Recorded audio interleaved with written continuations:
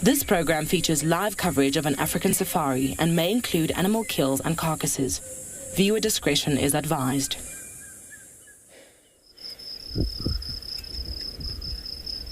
It's a tense situation right now here at Pridelands as we watch this lioness staring down a group of wildebeest and zebra.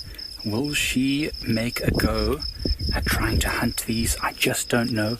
It's very exciting. We've just come out on drive and we found this lioness in the same place she was this morning. Very exciting. So we're going to wait here and hope that she tries to get a bit closer to them. They're out in the middle of the clearing, so it's not easy. But there's a whole herd of zebra who are a little bit preoccupied with fighting with each other, as well as a group of wildebeest. This is fantastic. Everybody, welcome to your safari, live from the African bush.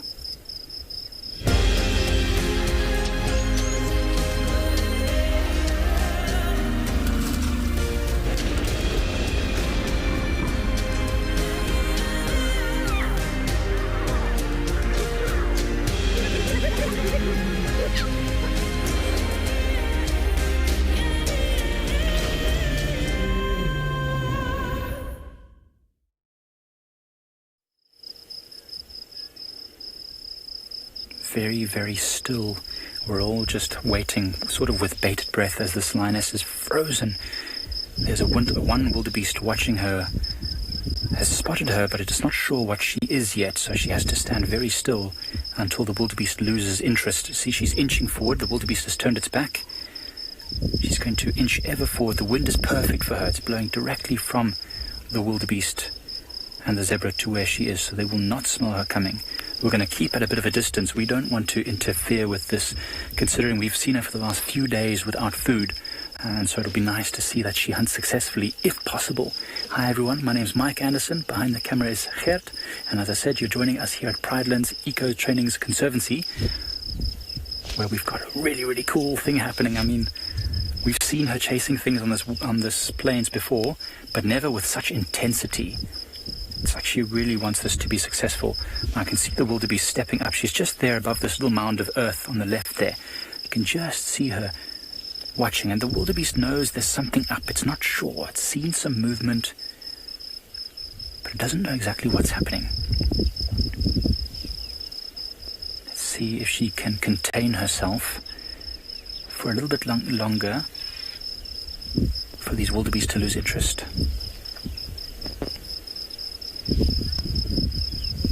Chrissy, I agree. It's a great start to any day is when you've got wild animals, and an even better start when those animals are looking with this intensity to hunt or to chase. And we know this lioness, if it's Lagatha, she's been very good at looking after herself, although the distance is great. There's about 100 meters between her and the two groups of antelope, and so I don't think that she'll be able to make that hunt successfully from this distance. But if she is able to contain her excitement and hold out until these animals start to feed and move around again, she could get lucky. Every time that one wildebeest that's staring in her direction, every time it puts its head down and starts feeding, oh, that's an alarm call. Half-hearted, is not sure what it's seen. The lioness just has to stay still. They don't have a great long-term memory, wildebeest, so in a few minutes, if it doesn't move, it might start feeding and forget about the lioness. You can see there's some youngsters there, which is almost certainly what this lioness will be after. The zebras are probably a bit too strong for a single lioness. She could certainly catch them, but it would be very, very dangerous for her. Better if she tried a wildebeest or one of their calves. She is standing dead still, so the zebras have no idea that she's there. And they're usually the most alert of all the antelopes, or of all the herbivores, I should say. It's not an antelope. It's one of the horse-like animals. But you see that one wildebeest starting to look around now. It's losing interest. The lioness stayed very, very still for long enough that... maybe not. Maybe not. I just need these animals to go closer to one of the drainage lines there. You see where the vegetation is behind them? If they can move there, where she can take the thickets and get a bit closer to them, then she's got a good chance. But they've done well. The wind is blowing from those thickets to these wildebeest, and so they'll be able to smell her. Oh, yeah, she's going. Ah, she's trying, but she couldn't contain herself. She's jogging. Go for it. Oh, she's fast. She's fast, but the wildebeest are faster. Wow. Incredible. See, there's other vehicles here as well, but wow, that was amazing. She really tried to go for them. I don't think she's managed, or she certainly hasn't managed, but she's still watching. What I'm going to try and do is reposition ourselves so we can get a bit closer. How incredible was that? Actually, I'm not going to move just yet. Just want to see what she does. All the animals are running. The wildebeest they've regrouped. I don't know if you'll be able to turn that way, Gert. Oh, it'll be a bit tricky. Let me just move the car a little bit. Are you going to be fine there? Okay. I'm just going to try and see if we can show you where she is right now. There she is. So you can see she's just walking towards the wildebeest, who've all created a sort of united front there with the zebras. Oh, there they run off. So she's young and relatively inexperienced, this lion. She's been able to look after herself for the last year on her own. As you can see, she hasn't quite got the patience of an older, more experienced lioness. And right now she's just walking straight towards them, sort of hoping to start a panic, I think, in the hopes that maybe she causes these wildebeest to make a mistake, to stumble. Maybe one of the youngsters just turns the wrong way. If we just give her the edge she needs. Because she is fast, not quite as fast as a wildebeest in full sprint. But she's going to the edge of where we can pan now. We're going to have to reposition. We'll do our best. I don't know how well we're going to be able to hold out with our signal the way it is.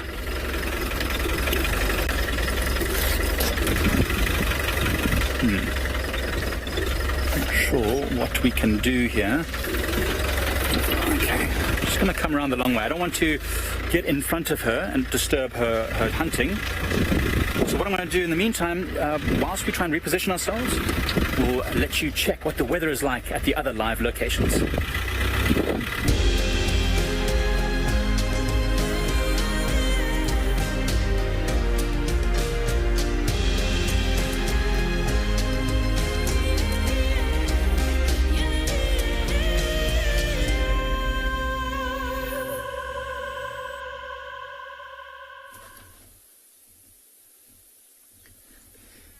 Good afternoon, everybody, and welcome to And Beyond Ngala. Mike, I really do wish you and that lioness well in your endeavors this afternoon.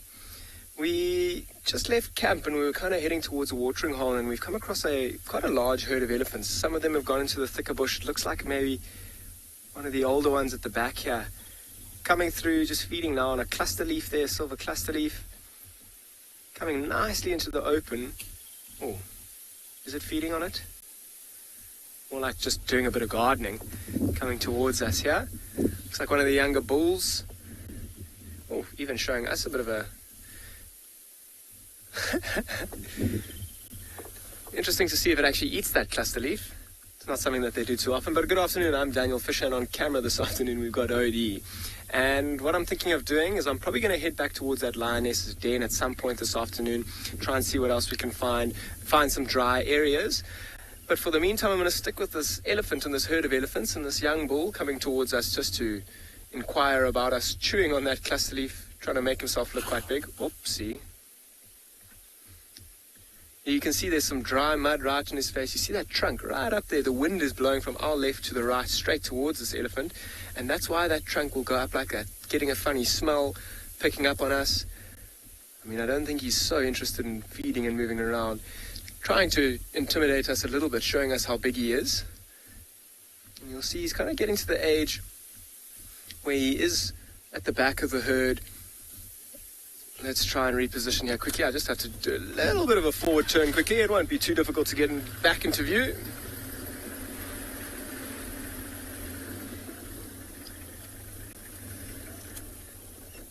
Oh, he's full of energy this afternoon and quite inquisitive. I'm not too worried. He's not so serious. And you see the rest of the herd at the back over there as well. Oh, he's just laid down.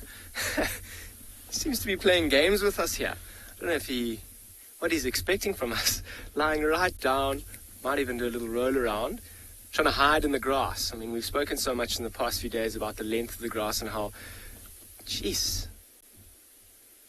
how's this behavior? It's quite interesting. I haven't seen that too often. I mean, he's been super interested with us. He's left the rest of the herd to come in and investigate.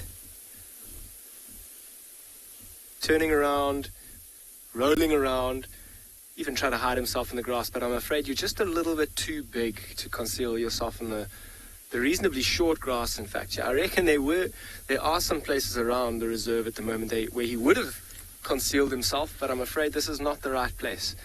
Maybe in the water. Sometimes young bulls like this love a swim, particularly when it's very hot. I mean, today isn't unbelievably warm, but you'll often see them completely submerging themselves, not in intention to hide themselves from us or anyone for that matter, but just simply for fun. I wonder if that wasn't what he was doing here. He's just taking a little bit of satisfaction and enjoyment with this funny vehicle that was around. I mean, he's certainly familiar with vehicles. The rest of the herd that he's kind of following, so they had not a single worry about us. They just carried on doing what they were doing. And you'll see, I mean, he is right in the periphery. He's on his own as well. I wonder if he's the only young bull around about this age, or maybe he's actually been chased away from another herd at some point or quite recently and kind of joining up with this one. He's nowhere near big enough or old enough to be mating just yet. And if he is a part of this herd kind of in the process of being chased away, he's kind of in his teens. Let me just reverse a little bit, see if I can reposition one more time, carry on watching him. So in his teens, maybe around 14 or 15 years old, is a good time for him to kind of leave the herd. And you'll see once his hormones and things start to develop, particularly the testosterone, he will then start to become quite bullish and push it and put a bit of pressure on the rest of the herd, and the mothers and the cows will actually end up pushing him away. So let's see if we can't get another view. If not, I might keep going on our quest this afternoon. In the meantime, I'm going to send you to Steve to give his greeting and see what he's looking at.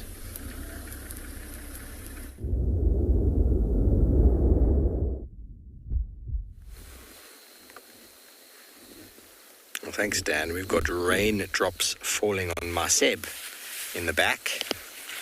Good afternoon, everybody. It is raining again. It has been raining and raining and raining. It seems like we are definitely in the rainy season. If you weren't sure, it is confirmed. It is definitely the wet season. Hello, everybody. My name is Steve, joined by Sebastian on camera. And we are trying to stay dry and trying to find areas where we can find some animals that aren't inundated with rain and moisture. And so this afternoon, we've managed to come up towards our little rubbing post dam on Buvusuk to see if we can maybe find our lesser moorhens again. But I think they are hiding.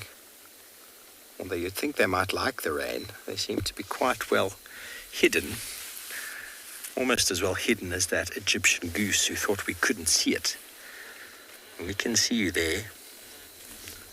We can see you. I've seen it here a couple of times on its own. Don't know why it doesn't have a friend or a partner.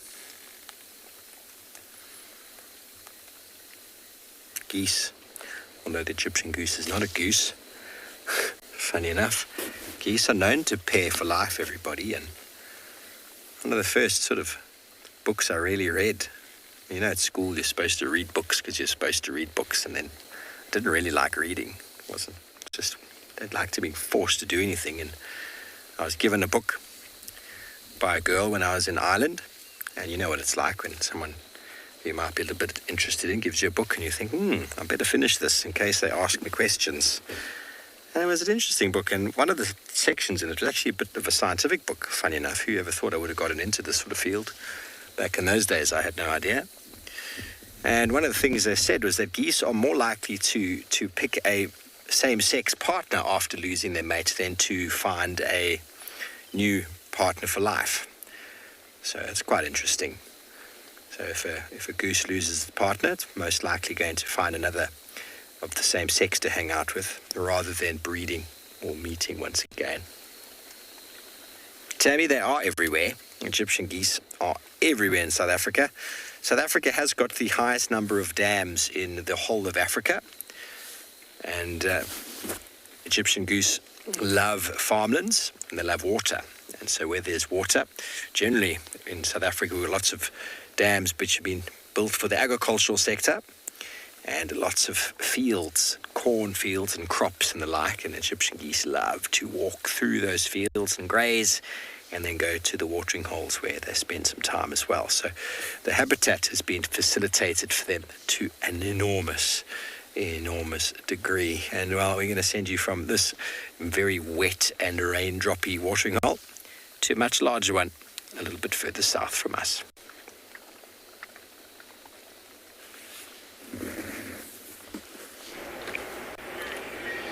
Good luck, Steve. Good afternoon, everyone. My name is Lauren, and on camera today I have Lauren. Yes, getting better at this. We are, of course, on the dam cam, admiring a hammerkop, the hammerheads in the bird variety, although, of course, not nearly as scary or as many teeth. Now, this bird in particular is fabulous. I love the hammerkop, named after that really bizarre shaped head, as I'm sure anyone could imagine. And right now it's resting, it's roosting, shall we say, at the very edges of the dam. And the reason you'll find them around the dams is, of course, they're water birds, just like the heron we had this morning that was hunting the fish. They will also sort of behave in similar ways. They're not as tall, their legs are not as long, so they'll stay on the shoreline and in the very shallows of the water.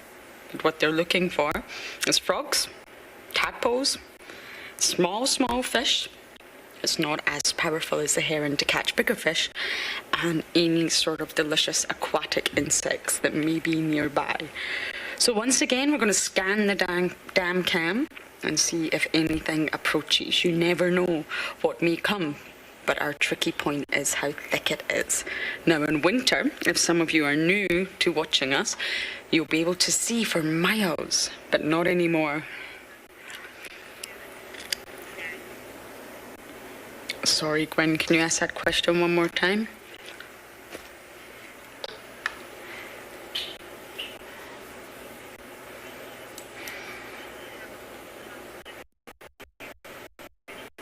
Daniel, I just already mentioned that great minds think alike, and yes, they do. So they stay out of the shower, they don't have legs as long as the herons do, but they're sort of waders. So what you'll find is that they will wade through the water, and they'll be able to slowly, without disturbing that water column. That's the last thing they want to do. Although they're present, they want to remain invisible to the fish's perception. They don't want the fish to understand that there's a predator standing in wait. They'll stand remarkably still, almost like a statue, for a very, very long time, until they're able to see exactly what they want and dart in and get it with their beak. And they're absolutely incredible for their size. The grey heron is a lot bigger and a lot heavier. The grey heron can come in at about 1.5 kilograms, which is quite heavy. And the hammerkop only comes in at about 500 grams. There's a remarkable difference there, but in terms of their hunting strategies, yes, it's very, very similar. I really love these birds. They create incredible nests as well. I remember in the Masai Mara, they have Hammerkop Bridge, because the entire bridge has just been taken over by this huge hammerkop nest. Okay, so I'm going to see what I can find on the dam cam for you all, and for now, let's go back across to Pretlands.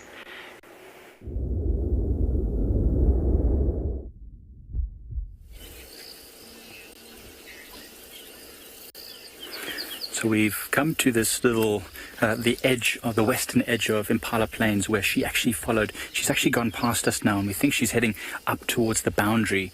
But there's an elephant in the thickets there that was chasing her, and she obviously missed those zebras. She tried some impalas as well, but she didn't have luck. So I think she's leaving the area now in order to just let the animals here relax and maybe come back again a bit later. This seems to be one of her favorite hunting areas. She's been seen here a lot over the last few weeks.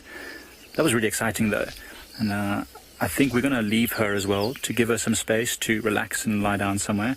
It's really close to our northern boundary anyway, so the chances are she's going to just cross over our northern boundary and lie somewhere where we can't see her anyway, and then maybe come back a bit later. So that's what we'll do. But that was super exciting. That was really great. We got to see that whole thing from start to finish, where she was stalking, staying very still, dead still. I mean, sometimes animal can for 15-20 minutes without moving at all. So cool. But while we decide what to do next, we'll send you over to Tshwalu with a lovely view.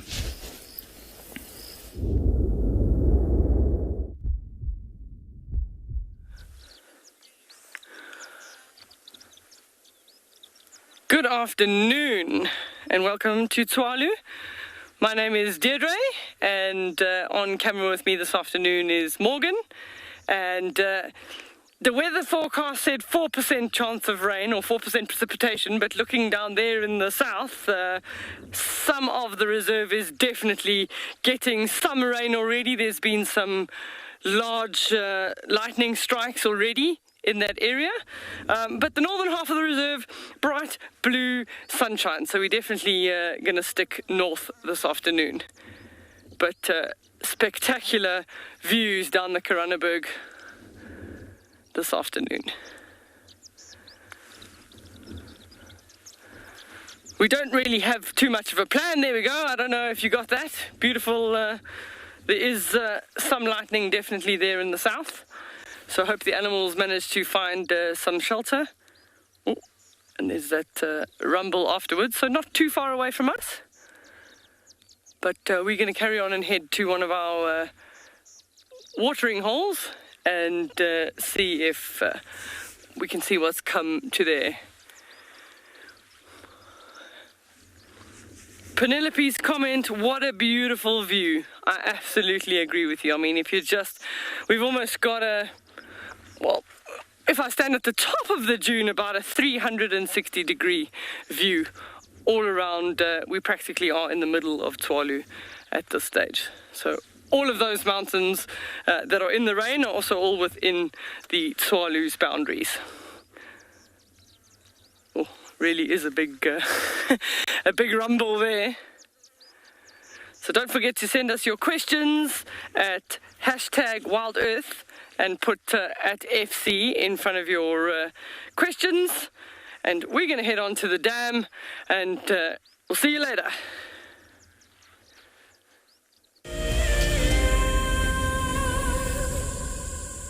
It's no secret that nature can heal. Some of our Wild Earth viewers are finding solace in the outdoors close to their homes during lockdown. This is how I keep myself busy during lockdown. Beautiful little jumping spot. I love walking in the open spaces near my home. It provides a moment of peace in a crazy world. This is my fire escape with some of the birds I get to see. That's what it's like in New York City during lockdown. Being in nature helps me to cope with the challenges of life and helps me to be humble and grateful. It's magical watching everything turn into a winter wonderland as the snow softly falls. Been doing lots of walking, dog walking, outside at parks. This is my Ridgeback Drake. Our little slice of paradise is a provincial park called Hopewell Ross. Connecting with nature is critical to stay positive during these tough times. Wild Earth encourages you all to find time to escape to nature. Sometimes love wants to make you sing. And sometimes love wants to make you bow and fan your wings to your bow. For the southern yellow-billed hornbill, these are signs that love is in the air. These birds are destined for a season of monogamy at least. Breeding pairs are in it for the survival of their chicks. But before love commences, the male needs to woo his valentine with food in the form of nuptial gifts. My name is Ross, and I'm a field guide at and Beyond Phinda Private Game Reserve. I love getting questions from guests on Wild Earth because I love sharing and learning information about nature with new people, and it also makes me feel like you're all joining me in real life. If you want to ask a question on Wild Earth, then you need to register on our website. Once registered, go to our live safari page and submit your question below our live feed.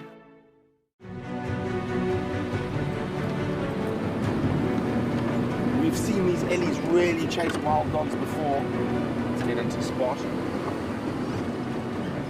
There we go, there it comes. Look at that, isn't that amazing?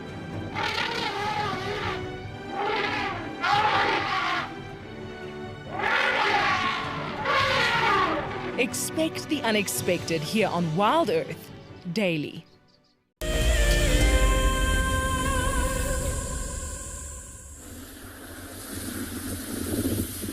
Welcome back, everybody, and so just a little update from that den site that we were at this morning.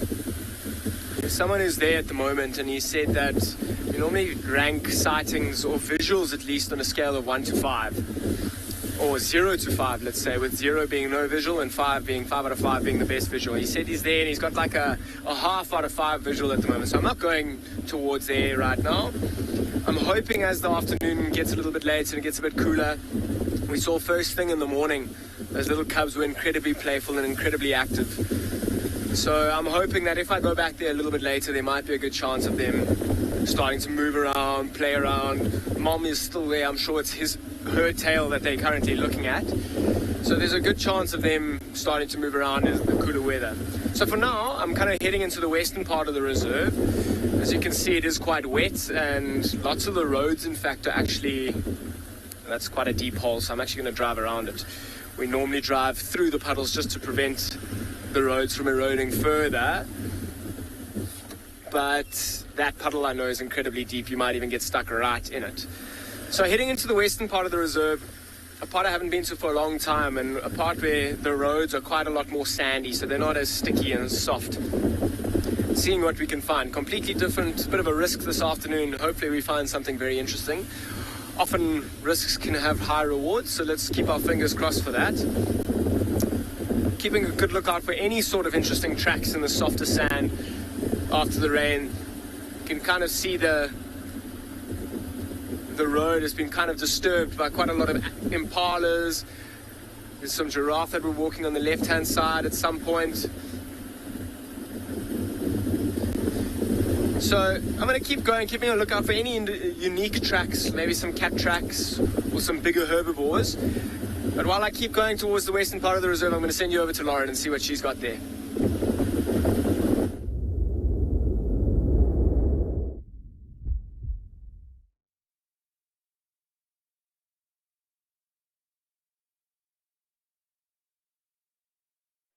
Now, there are hippos there, I promise. They've just submerged for now, which is, of course, exactly what they do on both hot and cold days. Now, when it's hot, naturally, the water will cool you down. But sometimes on very, very cold days, especially when it's windy up top, the water can actually insulate you. If you think of maybe if any of you have dived or snorkeled in really bad weather or bad storms, I know I have, the water can actually keep you a lot warmer than being on the surface, exposed and wet, because, well, that's going to chill you down quite substantially. There we go, it's popping up. And although hippos are great big grey mammals, I guess, a lot of people would think they would be closely related to rhinos or elephants possibly, and they're absolutely not. Their closest relatives are the cetaceans. Now, what does cetacean mean? It's basically a marine mammal order, Cetacea, and it includes whales, dolphins, and porpoises. So that's what cetaceans mean. And of course, any organism in the order Cetacea are mammals. And they're grouped together, and it was by the ancient Greeks, I think. They recognized that cetaceans are not fish. Dolphins, porpoises, and whales are not fish. They breathe air. They give birth to live young. They produce milk, believe it or not, and they have hair. Now, many people think dolphins and whales do not have hair. But this is not entirely correct, because all mammals have hair at some point in their life, and dolphins are absolutely no exception. Now, it may not be all the way through their life, but they will have hair at some points, and some dolphins actually have a few whiskers, which is basically hair, sensory hair, around their snout whilst in the womb of their mother. But normally when they're born, they do lose them. They no longer need whiskers in an aquatic environment. Evolution is not perfect. And I'm sure it's the Amazon River dolphin, which is a really, really unique dolphin. If you've never seen it before, I suggest Googling it. It's beautiful, but unique. They don't lose their hair, so they actually keep their hair all the way into adulthood. And they're sensory hairs, just like whiskers on our leopards or our lions. And they're used to help them locate prey because they're in the river. They're not oceanic. Generally, the oceanic waters are a lot clearer. The visibility is much better than in a river system. And river systems, it's murky, and they probably can't see very far. And therefore, their eyesight only has limited use. So that's why they're going to have sensory hairs, as well as echolocation, I might add.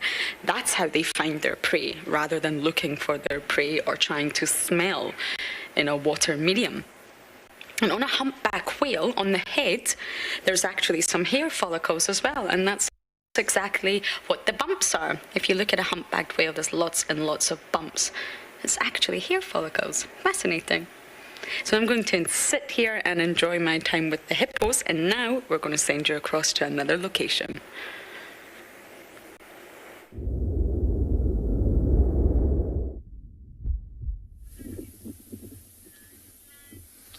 Welcome back, everybody. Now, as I was going, there was those tracks that we were talking about of impalas in the road. There was some wildebeest and some zebra tracks in the road. And we've come to the kind of the crest of this little road that we've going driving along, and a beautiful large herd of impala on our left-hand side. All of them just kind of relaxing. You'll see quite a few of them are actually lying down in the grass, and it's quite pretty. There are lots of these little yellow flowers, or the leaves of these flowers. They look like flannel weeds, in fact. And look at that little one just almost hiding itself. And you'll see what they're doing there is actually ruminating. These impalas are ruminants. They've got 4 stomachs. They kind of pass the food between the stomachs. And they'll just take advantage of this cooler weather in a nice open area, nice and safe, to just take it easy. So the impalas are here on the left-hand side, a beautiful area. Look at all the large marulas, large view. Let me just duck down so you all go past me. Then there's some wildebeest on the right, and there's in fact some zebras as well, joining together. And you see all there's still those calves, those wildebeest calves are looking very cute, actually. The color's still so different. I was expecting them to be a little bit bigger. The impalas have grown so much in the past few months. The wildebeest are still looking quite small and quite young. And it's not strange to see these 3 species together. I mean, the impalas are only about 50 meters away or so, and the wildebeest and the zebras are together, and the impalas are too. And it's not strange to see them together. They're not in direct competition with one another. The impalas, in fact, are what we call mixed feeders. They'll feed on both grass and trees if they need to, and small bushes and shrubs. This time of the year they'll mostly be feeding on the grass and maybe some fresh shoots and things like that. But the wildebeest are quite picky feeders, in fact, and what they'll do, they like to eat some of the shorter grasses, where the zebra aren't too fussy, but they'll often eat the top parts of the grass, shortening it to a level that the wildebeest can feed on. So that's something that they hang around together. They're not in direct competition for food. And another huge benefit for them hanging around together is obviously the safety in numbers. And having all these different species, different heights, different senses that are stronger and better than one another. And you'll see, while there's a few that have got their heads down feeding, there'll be a whole lot whether it be the impala or the zebra or the wildebeest, there'll definitely be a few that have their heads up looking, their ears pointing and listening, and their noses up trying to catch the whiff of the wind, and maybe if there's a predator that's coming close. And if one of these animals, I mean, there's probably 50 or 60 impalas, see, even like a reaction like that, it's kind of that mob mentality and that herd mentality, that one animal responds, everybody's going to do exactly the same. If one animal reacts to there being danger around and sounds the alarm, the rest of them will react accordingly. Whether it be try and actually get an actual visual of the animal, the predator, and sound the alarm even louder. And can you imagine 50 impalas, 10 wildebeest, and a whole lot of zebras shouting at a predator?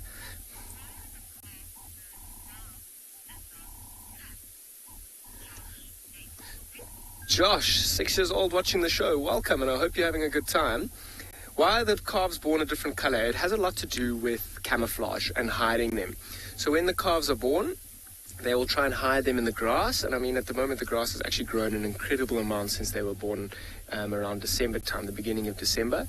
And that'll help them blend into the surroundings and keep them differentiated from the mothers and actually well hidden in the grass. So that's the biggest reason for them being so different in color. And you'll see they will get to that darker black almost color as they get older and get a lot bigger. They'll kind of grow into that color, which is quite interesting.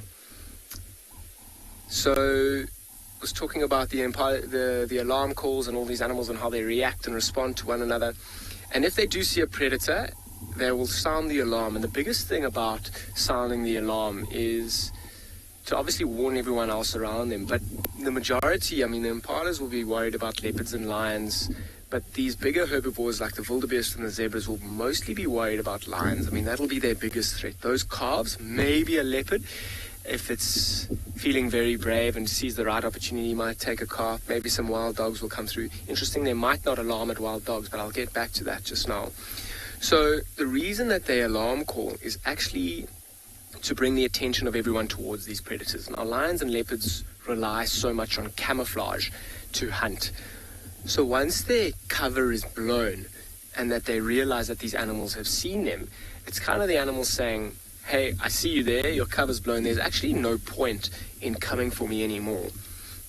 So you might as well leave now. And you'll often see once the alarm is sounded, the alarm call is sounded, that the predators will actually get up and move away, because the animals have now got the element of surprise is blown and the animals can see them.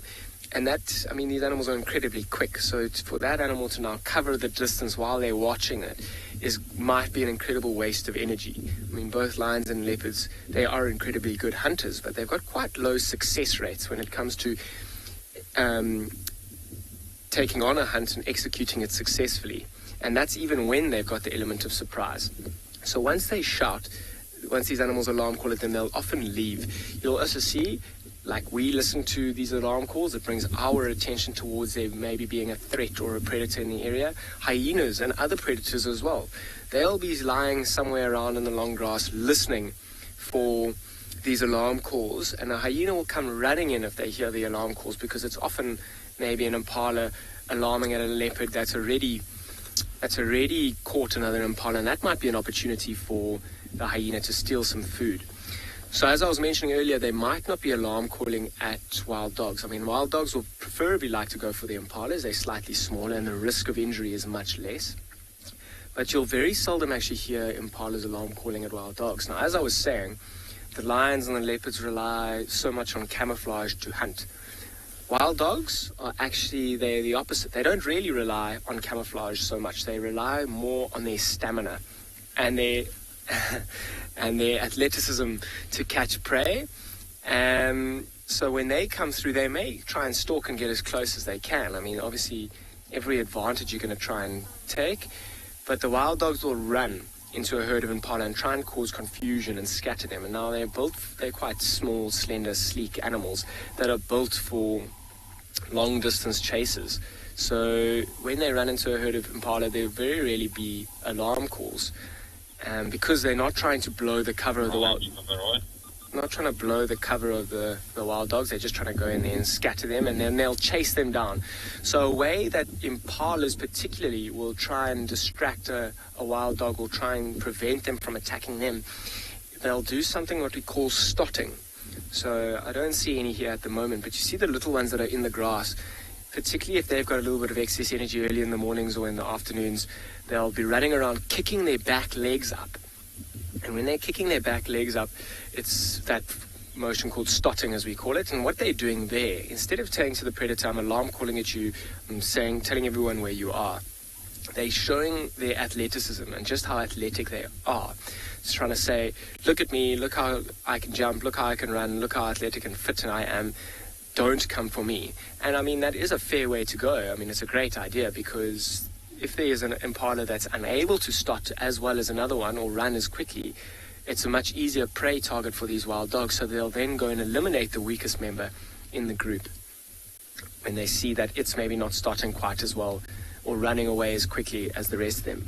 Have a look at that male as well. I mean, he's looking incredibly proud. There are a few younger males around, but he doesn't really have too much to be proud about. I mean, there are lots of females around him, but this isn't the rutting or breeding season for the impala, so he's got no real benefit of having a whole lot of ladies around him.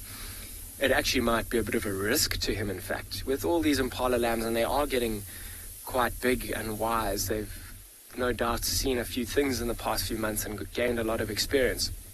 But you'll see when the impala lambs are actually born for the first time, that the males will kind of try and distance themselves from the females and the lambs, simply because almost every single predator out here in the lambing season is going for impala lambs. The ease of it is unbelievable. I mean, the impalas are just born, and there are so many, and it's one of the survival strategies of these impala, is that they give birth to all their lambs at the same time in the hope that some will survive.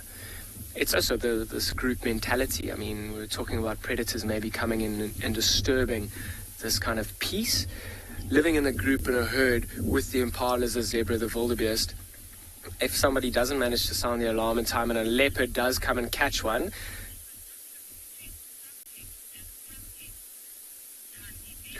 so I'll get back to what I was saying. Thandi Bear, what is the difference between stotting and pronking?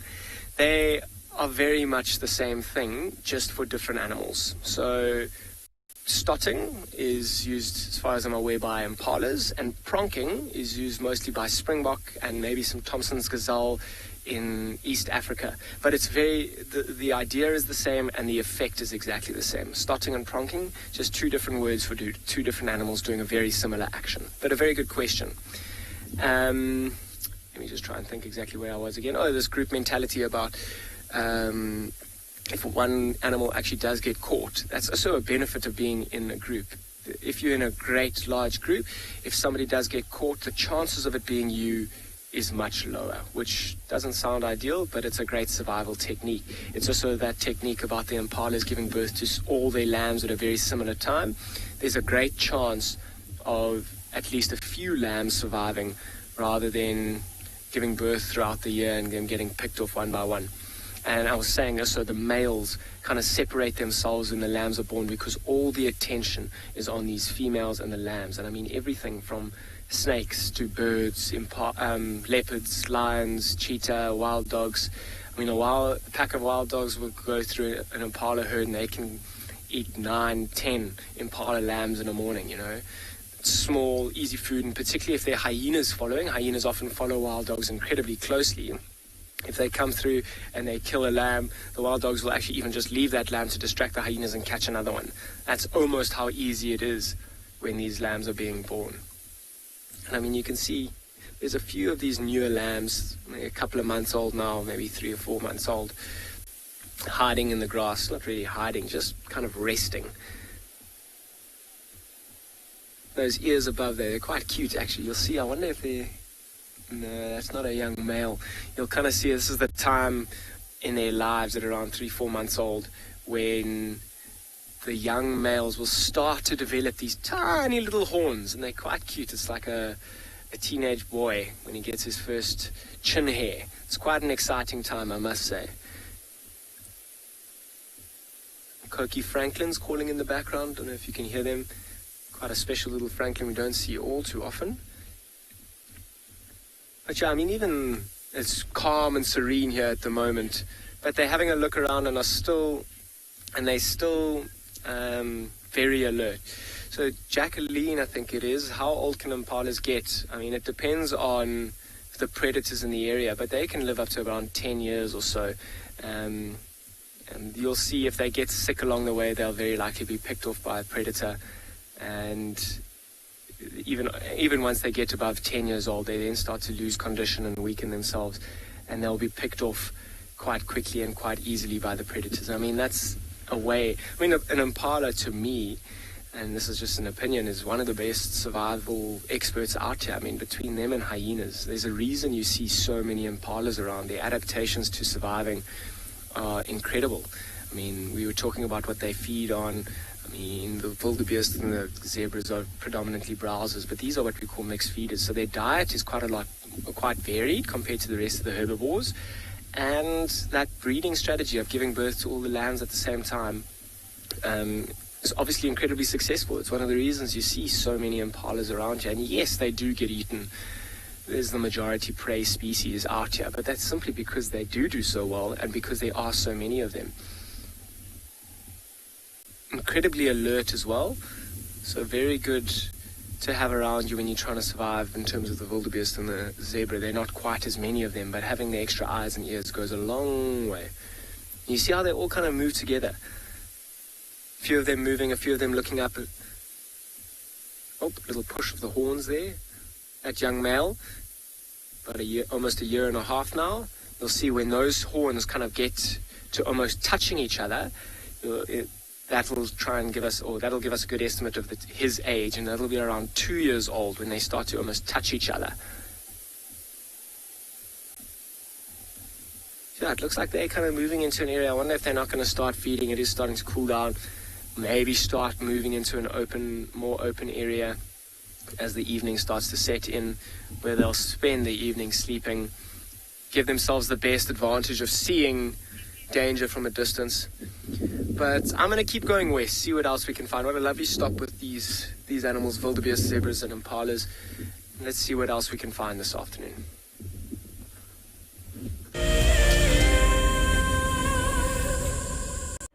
Do you dream of traveling to a far-flung wilderness location where life continues as normal? A place where you can escape to nature and breathe. If you become a Wild Earth explorer, then this could soon become a reality. Subscribe today and stand a chance to win regular travel prizes. Wild Earth Explorers, it's in your nature. So in 1998, we had this idea to go and put a live web camera on a waterhole somewhere in the Sabi Sands next to the Kruger National Park. And I approached just about every single landowner, and everybody thought I was completely crazy until I met Yuri and Pippa Moorman.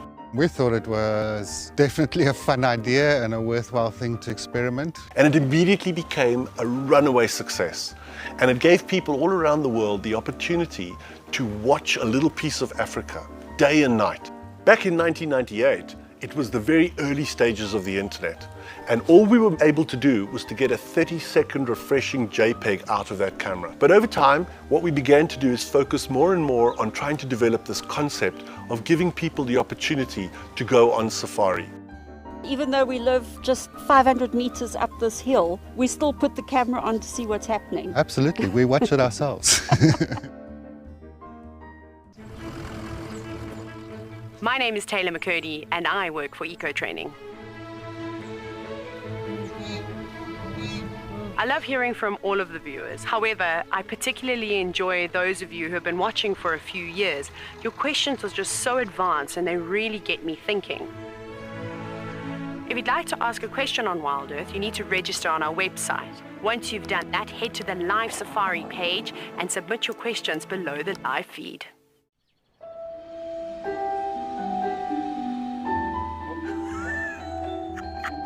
Is it just pretended to be dead? Oh, that was amazing.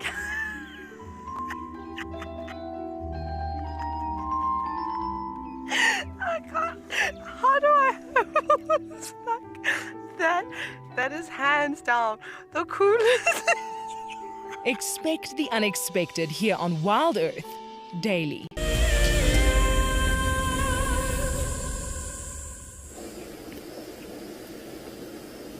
So we left the area of that lioness and decided to take a drive to Leopard Dam to see what it looks like, and we've come to a bit of a roadblock.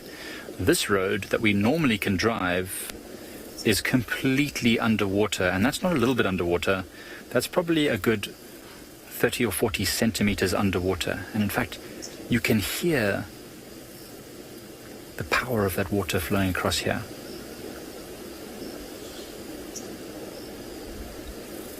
That is all water that has just flowed over at Leopard Dam. So Leopard Dam is now full. This is overflow water making its way down the drainage line towards the bottom end of that clearing where we just watched that lioness. And this all just kept... Oh, there's a woodland kingfisher just dived in the water there in the background. So just a bit more to the left there, Gert. Yeah, there you go. So this water here just came up in the last 15-20 minutes, because when we first crossed to get to the lioness, there was no water at all. And now there's this massive amount flowing, so the dam has just reached full capacity. And that's from a little bit of a rainstorm that happened about an hour ago. There goes that woodland kingfisher again, just bathing. It's not trying to catch anything, it's just bathing right now. And we had about, I'd say about 30 millimeters of rain that fell in about an hour, which is very heavy rain. And it all fell in the catchment of Leopard Dam, and so it's just absolutely chock-a-block full.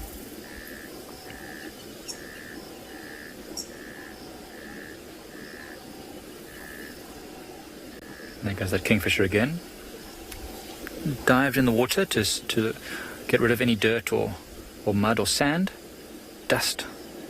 And now it can shake off that water, the excess, and then preen its feathers and give itself a good clean. It's probably going to dive in a couple more times or fly away. Classic. Amazing. I've never seen this much water on Pride Lands before. In fact, I think the Lowveld in general hasn't seen this much water in over 20 years. It's absolutely spectacular. It will obviously make things a bit tricky in terms of game drives, but it's wonderful for the animals. It means abundant grass, abundant vegetation, plenty of water late into the winter.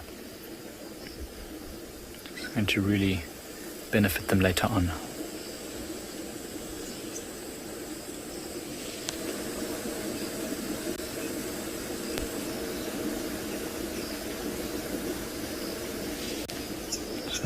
While we think about which direction we can travel to get to Leopard Dam, we'll send you over to Tswalu and Deirdre.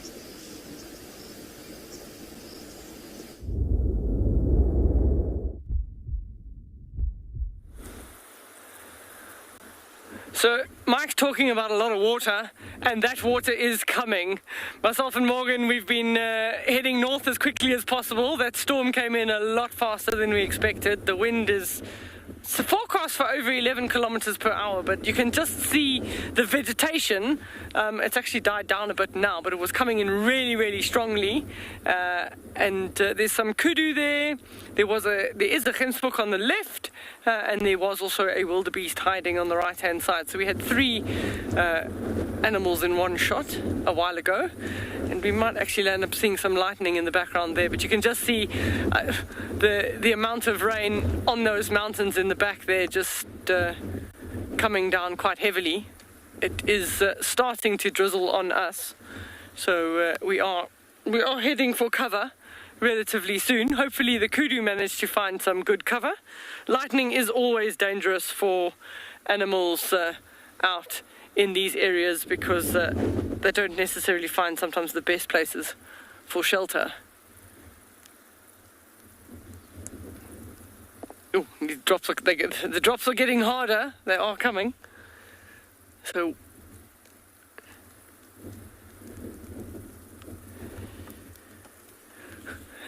Sarah's comment is that the kudus don't seem to be too fazed by the weather changing. No, not at this stage. Maybe they've decided that that's their spot, but they're... listen to that.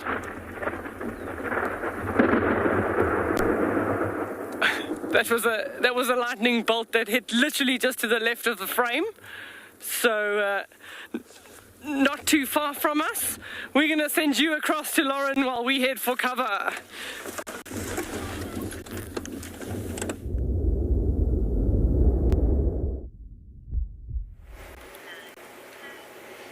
Look what I have managed to find on the dam cam. Some vervet monkeys. And you can see there's a youngster. Look at that tiny little one. I can only imagine what kind of naughtiness these vervet monkeys are getting up to. And of course it's raining. So most likely they're seeking shade in this knobthorn here. Shelter from the rain. But it's not nighttime yet, so they're still very much awake, and they're probably still going to continue running up and down the tree, just trying to avoid getting wet. Now, vervet monkeys in general are old world monkeys. You get old world monkeys and you also get new world monkeys, and they're sort of broken down. When you refer to the old world monkeys, that's generally those monkeys that live naturally, I'm not talking about in captivity, in Africa and Asia, as opposed to the new world, which refers to those sort of primates or monkeys in the Americas. Now, the old world monkeys were also found historically in parts of Europe, but sadly no longer, so it's mostly Africa and Asia, and they all belong to one family, so they're all very closely related, and that family is related to the apes and humans. Now, when you refer to the New World monkeys, they're much more removed, so they're not so closely related to apes and humans, and they sort of comprise of 5 families, not just one big family, 5 different families. So the vervets, what we're looking at right now, they are Old World monkeys, and of course we're finding them right here, just outside Djuma camp. They're eating, I think. I don't quite know what they're snacking on. But it's remarkable. We get our food delivered here every Wednesday, and they're here on time. Can you believe it? Lisa, they do blend in very well. Well, in summer they do. Not so much in winter, or at least a barren winter, but in summer they absolutely do. And they're so intelligent. They really know their way around our camp. That one's so young. That's a very young little vervet there. Oh, I think that might be Mom going to hold on to it. I think there's some grooming going on here.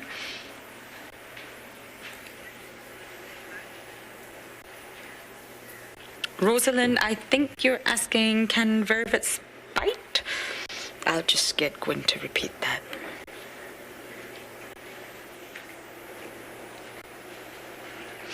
Yes, of course they can bite. They have very, very sharp teeth, and they would bite humans if they felt threatened. And although they're nowhere near as big as the Chacma baboons we get here, we also have to be very, very careful that you don't corner a monkey or you don't scare a monkey and it would bite if it felt threatened. But they're not going to attack you out of nowhere, and that's the sort of baseline for most organisms, even in the ocean. Even with sharks, even with any of those nasty titan triggerfish, they're not going to attack you unless they feel threatened, unless you've encroached in their space, or you're making... I'm just going to move the damn cam a little. Or your presence is making them feel like they can't... There's no escape route. Now, humans can do this unintentionally. We don't mean it. We maybe just approach a nest, or we swim too close to something that we don't know about, or we walk too close to something. But that's really when you'll find animals attacking when they feel threatened. So yes, the vervets can bite. I can imagine it's a very painful and nasty bite. Got very sharp teeth and sharp canines. But as long as you keep your distance, you should be absolutely fine, and you really shouldn't get bitten by the monkeys. But the problem, especially with the vervets, is that they do co-inhabit with humans. They do come to any area of human civilization. Okay, I think I'm going to keep myself entertained by watching these monkeys for a while, and we're going to send you guys across to Steve.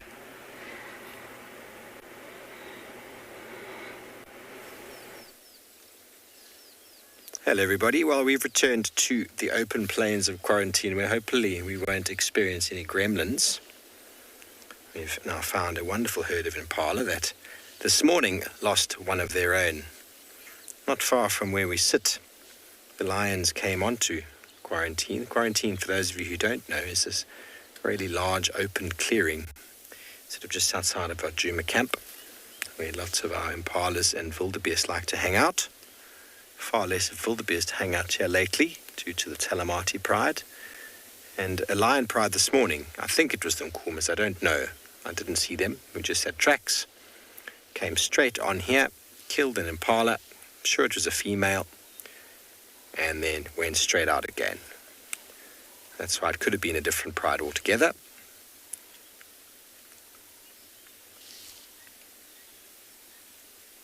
They have relaxed quite a lot since then. They're a bit jumpy this morning.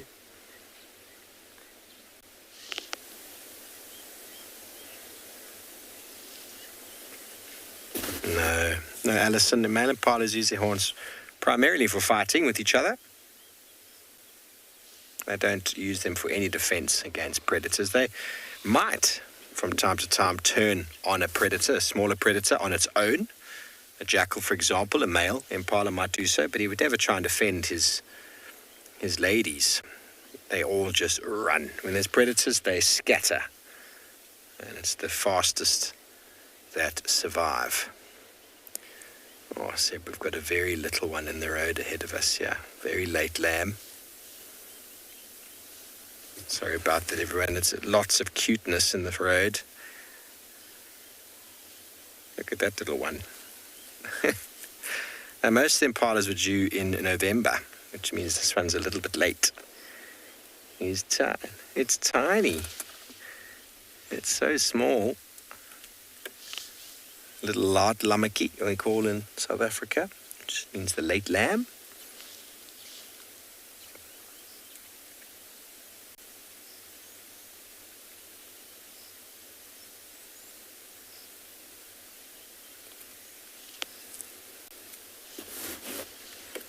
Lolly, they like these open areas for safety. They're all over the place, actually. Wherever there is an open clearing, you'll find impala. For the most part, they move between open clearings and thickets. They are what we call edge specialists, ecotone specialists. They like to go between the two different habitats.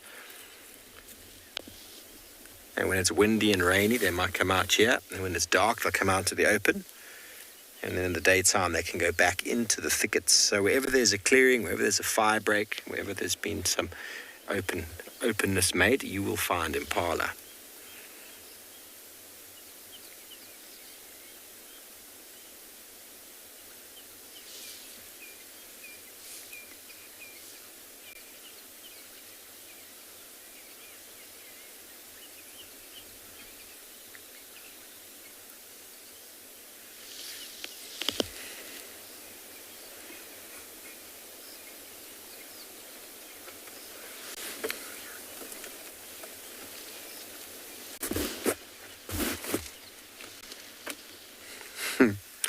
I've never measured, Will, but they can jump about 12 meters at the full length. It's very, very far. They're very, very quick off the mark. Their backsides or their rump is higher than their front legs or their shoulders, so they've got enormous amounts of spring in their jump, so they can take off very, very quickly. And I reckon they can probably run at about, it's hard to say.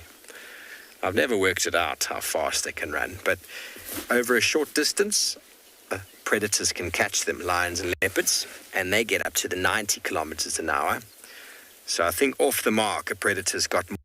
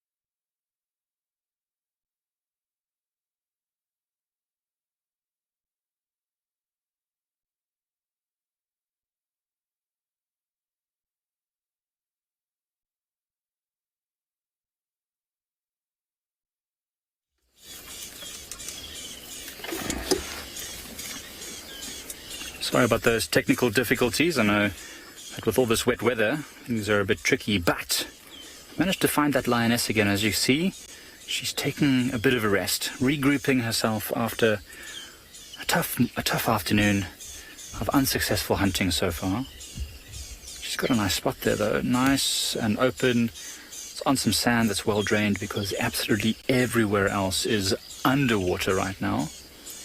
And she's just going to take a moment to rest before trying again. All the wildebeest and impalas and the zebra are all back on Impala Plains, and they're all basically standing exactly where she was when we started the show. They were right by those rocks where she was hiding. So it just goes to show that, you know, patience is really key. It might have worked out if she just stayed there, that they would have ambled over to her. But it could also be that they moved there because she's now here on the opposite side. But one thing is not in doubt, she is keen to catch something for dinner, so chances are she'll try again a little bit later. It's amazing how well she blends in to this sand. You know, from where she's sitting right now, she looks very pale. But if any animal's approaching her from the front or behind, her tawny coat is much darker, and it's actually almost exactly the same color as the sand. I've actually seen it before. Same situation, male lion though, sleeping, and a zebra basically almost stepped on the lion before it realized. And what was the funniest thing was that the lion didn't even realize the zebra was there. It was so fast asleep that it's only when the zebra freaked out and started running away that the lion jumped up and realized what was happening. Missed opportunity.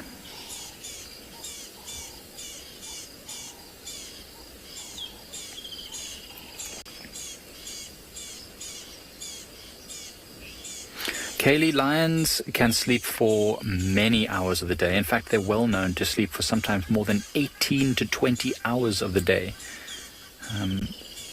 You know, they have these short, intense moments of hunting like what we just saw, which uses a lot of energy. And so that was maybe 1 hour of effort, and now she'll go and sleep for at least a few hours, maybe just to recuperate from that and to make sure she's fully recovered. Remember, it's not like us. We can just drive to the shops to get some food. This lion needs to be on absolutely top form. Hi there. Yes, we're talking about you. She can obviously hear my voice, even with the water rushing behind her. She knows we're here. Even when they're asleep, these lions could hear things coming. I mean, especially her being a single lioness, she has to be alert all the time. So yes, so in order for her to be a successful hunter, she does need to sleep a lot in order to make sure she's fully rested when she tries again, because she'll really put as much effort as possible into every hunt. She's a very beautiful lioness, though, very pale. I wonder if that helps or hinders her.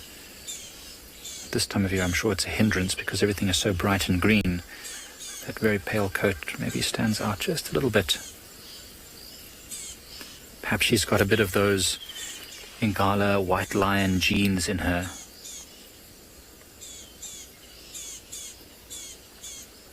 See her ears just perking left and right every now and again, just picking up on little sounds around her. See? Cute. She is absolutely gorgeous, really showing off how sleek and slender she is. But look at those muscles. Now that she lies there, you can see nice smooth muscles on her flanks, on her shoulders and neck. Extremely powerful cat. Now you can see what I was talking about, that color on her back.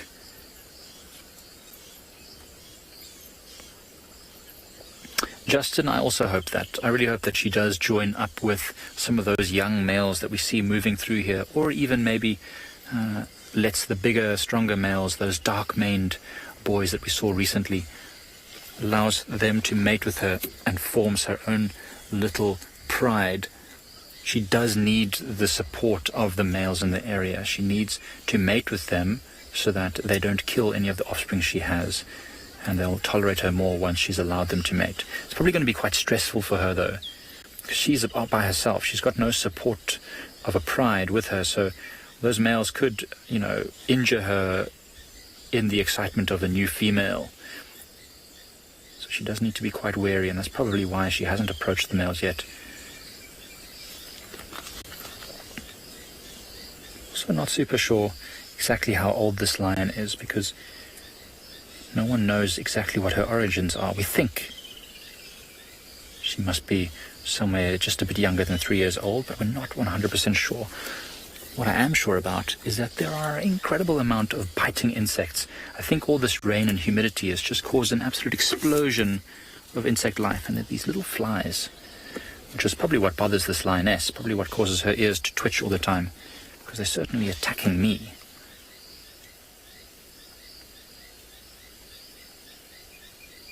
But I'm sure she's survived this long. I'm sure she's going to find a way to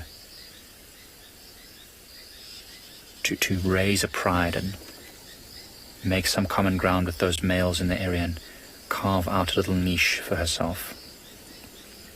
I mean, maybe she'll even rejoin a larger pride once she feels comfortable enough.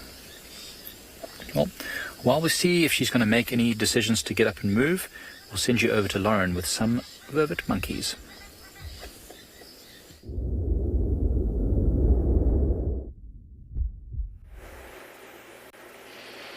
Now you can see this must be one of the more dominant males walking across the grass. Now the grass is relatively short here, but you can see when the vervet monkeys are actually walking through the very, very long grass, you can see them. They're very petite little monkeys, especially when you compare them to the Chacma baboons. Now the males are larger than the females, and they're very, very obvious. It'd be slightly worrying if you were not able to identify the males. Very, very obvious. And when you sort of pair a male and female next to one another, the males are substantially larger, and of course they've got that turquoise, brilliant blue scrotum, which makes them very, very obvious, and they can be very aggressive towards the females as well in terms of their behavior. They can be aggressive to everyone in the troop.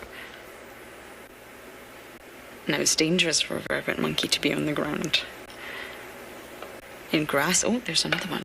In grass this long, you never know what might be sneaking up on you.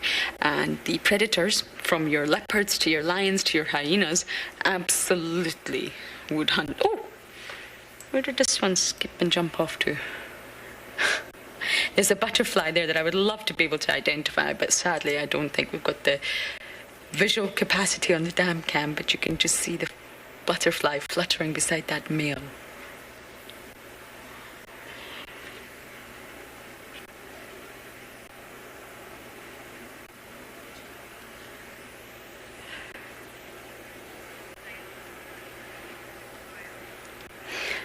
Totoya, I did just answer that question, but yes, your leopards and your lions and your hyenas will prey on the monkeys. Now, maybe a very, very small monkey that was alone, a bird of prey, absolutely, like your Marshall eagles, could swoop down and pick up a baby.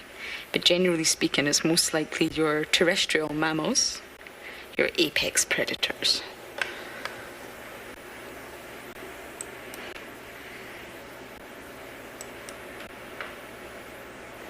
Now it's getting a little bit close to the lodge now, so we're just going to avoid being too tightly zoomed in on the lodge here and see if I can find that other male with my new dam cam skills. Okay, now while I home in on my skills here, we're going to send you back across to the Bob, who's still with his impala.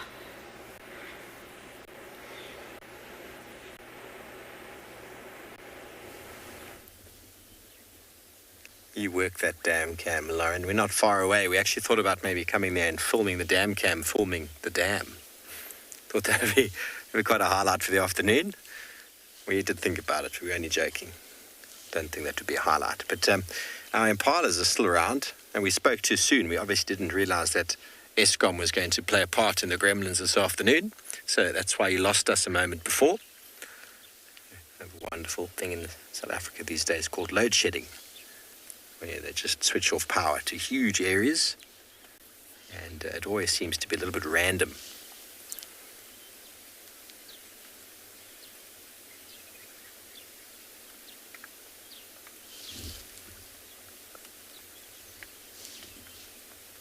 So the rain that has stopped is moving again. Lana, interesting you say that. The impalas don't really come through camp unless wild dogs arrive. They might run through. But we find bushbuck. Bushbuck will often come into camp, as well as nyala. Both of them are very sort of camp orientated animals. Impala, though, not at all. They don't like being around us at all. They don't come near us.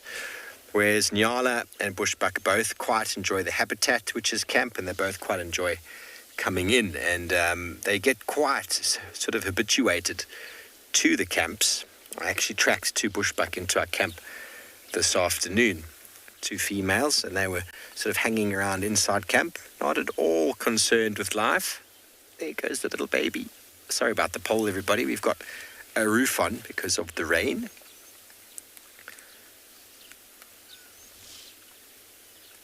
I'm going to find a plant for us in a moment that the impalas are eating. I'm not going to jump out just yet because they're all going to run away. But individual eating it. There's a plant called the large-leaf devil's thorn, which you find all over the place, which is very, very interesting. It's got quite a few human medicinal plant properties, but we know that animals will often use certain plants for their medicinal properties. And I'll break it down for you as we go, but it's a very interesting plant in that some animals will actually use it in something known as parturition, which is to help expel any placenta that might have been retained after childbirth. So animals will actually physically choose it, the large-leaf devil thorn. And the plant itself can actually be boiled down with some milk. Don't boil it too much. I was talking about the wild sesame the other day. Turns into a very nice yogurt, which is a very nice aphrodisiac. But then at the same time is also very useful in humans for lubricant during childbirth. It makes a very nice sort of mucilaginous sort of soapy feel, which is actually inserted into the female vagina during childbirth to help with, obviously, the whole process. And at the same time, animals know to eat it to assist with expelling anything that obviously might cause infection later on.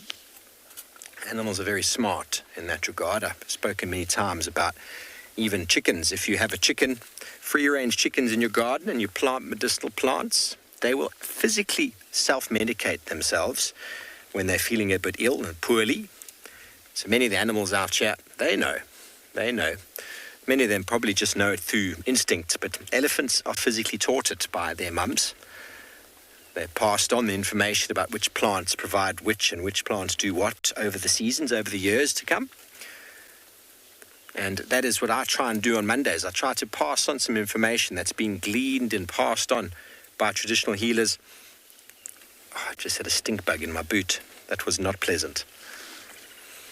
Passed on by traditional healers and sangomas and the like in these areas. And much of it was never written down. Much of it is passed on by word of mouth from grandparents to grandchildren. And in recent years, they have been written down, many of these sort of treatments. But many are being forgotten. So I'm trying to bring much of that back. It'll be Monday on Monday, of course. It's Saturday today. Today is Cataday, a day we would like to find you some cats.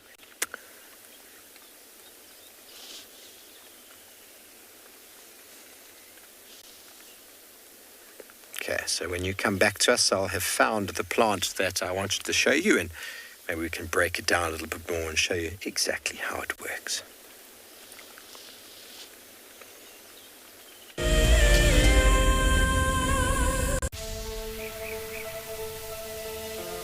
How insane is that animal? This is out of this world. Fantastic. Good, Mama. Wow, what a way to start off. Just such an incredible privilege to be out here. It just keeps on delivering. There you go, there you go. Heart is pumping right now. 3, 2, 1. You are live, you are live. Look at this, everybody. We've got a live kill.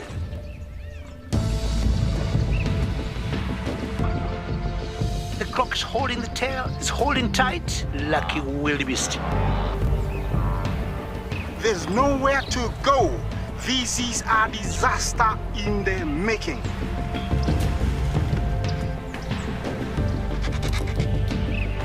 This is the first leucistic zebra I have ever seen in my life. Oh, here comes a lion. Run, little guy. Go on. Something that I have never seen before in my entire life that you are now watching live. My heart is in my mouth, everybody. Look at this. It's gonna make it. It's going, it's going.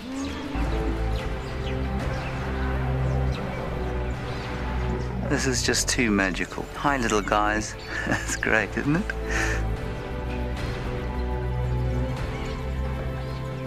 Has it just pretended to be dead? That is the coolest thing I've ever seen. Look at that. Scuba Steve has got a friend. You've got a friend in me. It couldn't be a better morning. This is just too special. Oh my goodness, we've got a turtle. How epic is the fact that we're coming to you live on the Chobe River? It's the most incredible feeling to be here. This is live, and we're in Rwanda. This is a very, very different adventure, charged with emotion. Look at that little zebra about to be born. There's the head. Oh, you clever mare. Well done. I did not think I would ever face my fears like this.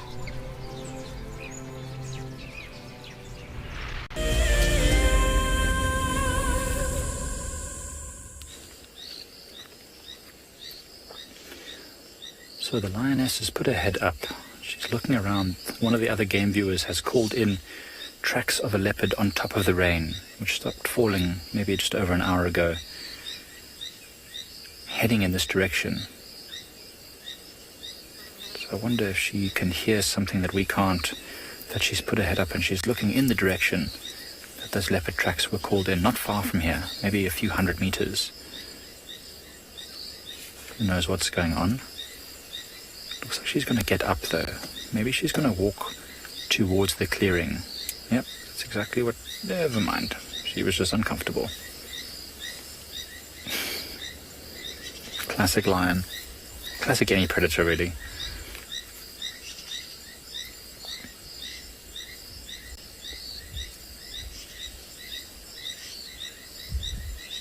Corian, I believe not with a whole pride, but with feeding with a young male lion on a carcass once before when she was first found, when we first came to Pride Lands, and reports of her being with a pride of 6 lions, but unconfirmed.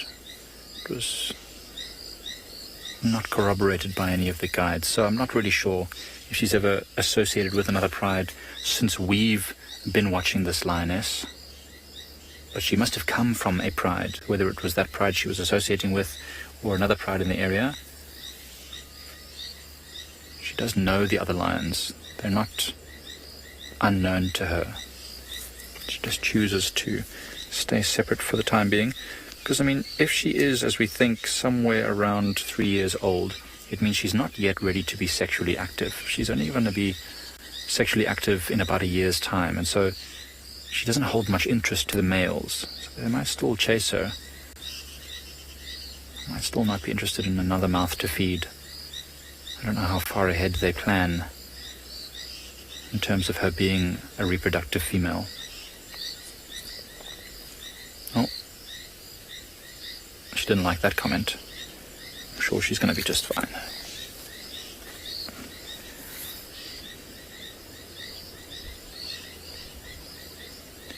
It's beautiful and quiet now. There's really a lot of frogs calling. There's a squirrel that's just been constantly alarming as it watches this lioness sleep. Of course, we're also listening out for any alarm calls in the near distance because of those fresh leopard tracks coming this way. It has happened before that a leopard has wandered straight into the path of a sleeping lion because it just didn't know it was there. I mean, most animals' eyes are really adapted to seeing movement, and so if this lion remained very, very still and the wind was just right, that leopard would not smell it until it was right on top of it.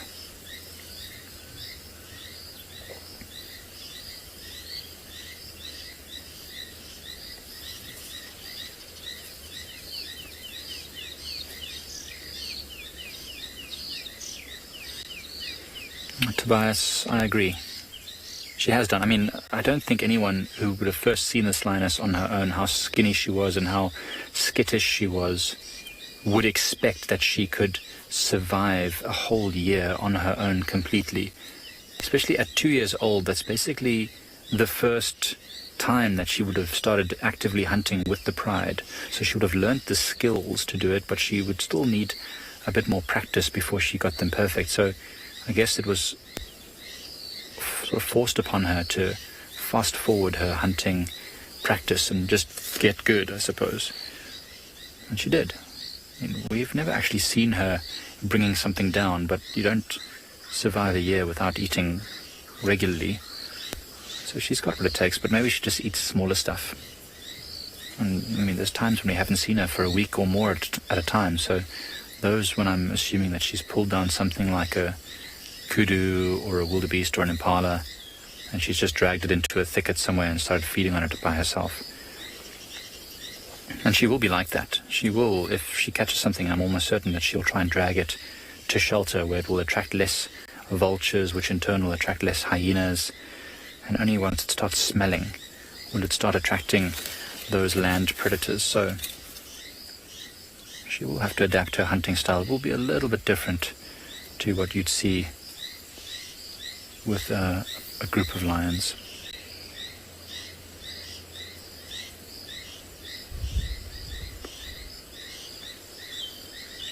Well, after this, I think what we'll do is we'll leave her here.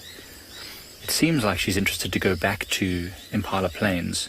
So I think what we'll do is explore around the area a little bit and then come back a little bit later. But in the meantime, Steve's got something interesting for you. Let's go and check it out.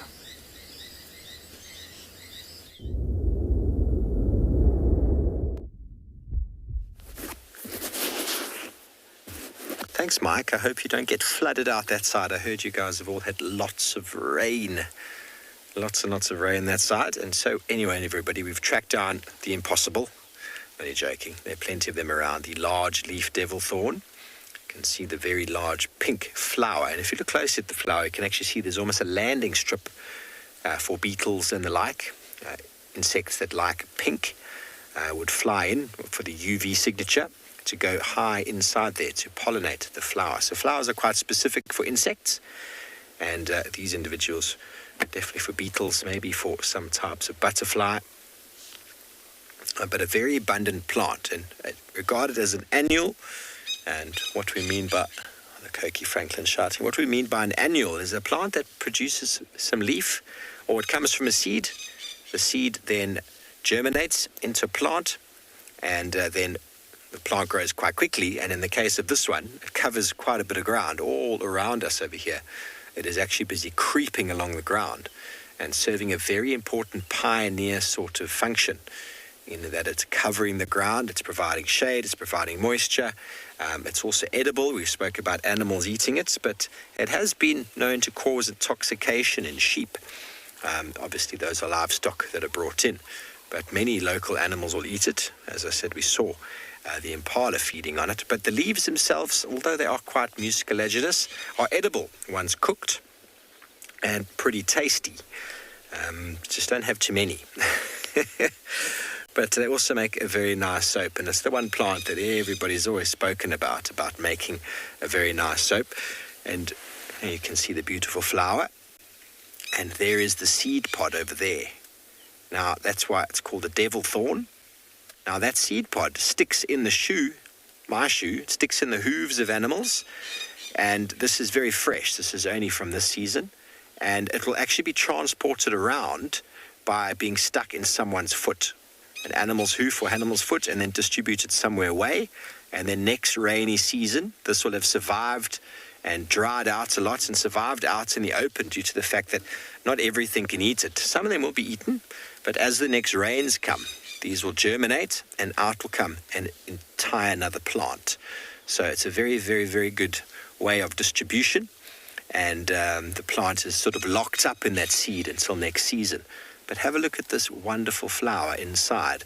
So the flower, I've picked this flower, everybody, because there's so many of them. But just bear in mind, don't always pick flowers, because you don't know how many there are around. I just want to break off a little piece of this petal here so I can point.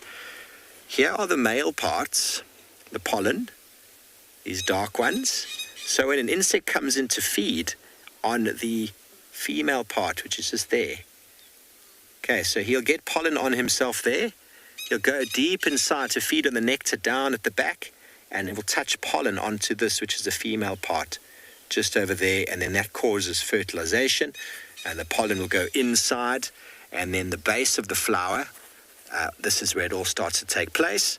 The seed will germinate, or will fertilize, and will become a seed once the pollen mixes with the ovary inside the female part, and all happens inside there, and as you can see here with our seed, and that is how it starts. So it's the same stalk attached, and everything will then fall off that's not needed, and even the flower itself will go back into the soil or be eaten. The leaves of the plant and the stems and everything else will go back into the soil, and these seeds themselves can be distributed who knows how far until an animal decides to unlock it from their foot. They stick in our shoes for days. If you don't pull them out, they stick into tires, they stick in zebras' hooves or wildebeest hooves. They get caught up in the mud as well, and they get distributed much further away from the parental plant. Then obviously it's better for the parent. So a wonderful, wonderful plant, very pretty, with the anthers and the stamen, the male and female plant. And you can see the UV signature. You can see how it's like a landing strip. It's telling something. Come on, land inside here. And then all the way to the back to get the nectar. Quite pretty. Quite pretty indeed.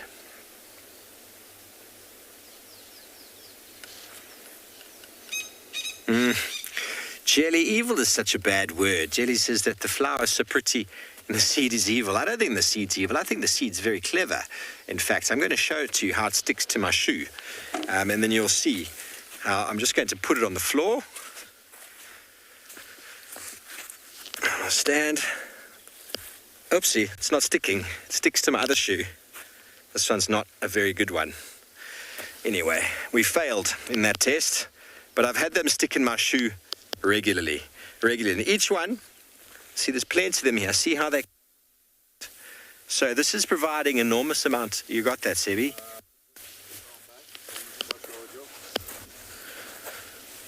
So this is creating an enormous amount of shade on the ground over here. Can you see that there's nothing there?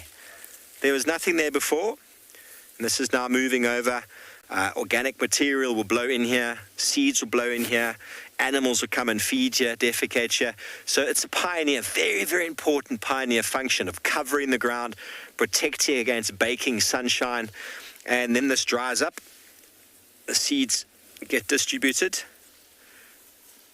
Look at that devil thorn. I think they're still quite fresh now.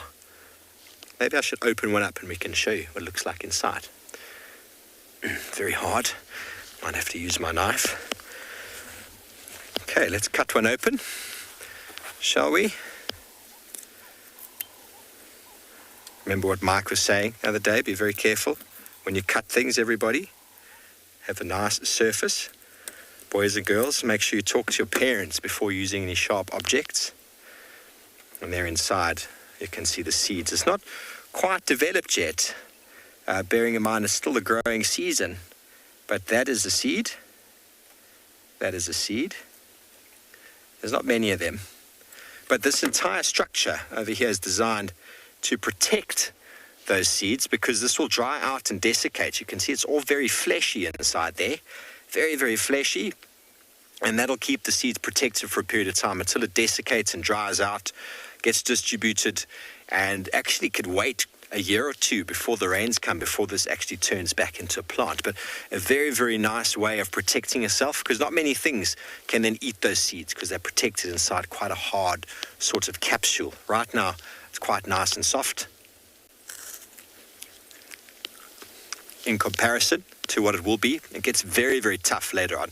Still very juicy, but you can see where the name Devil Thorn comes from, can't you? Okay, well, we're going to get back in the car, see what else we can find you. In the meantime, Dan has stopped to show you a beautiful scene.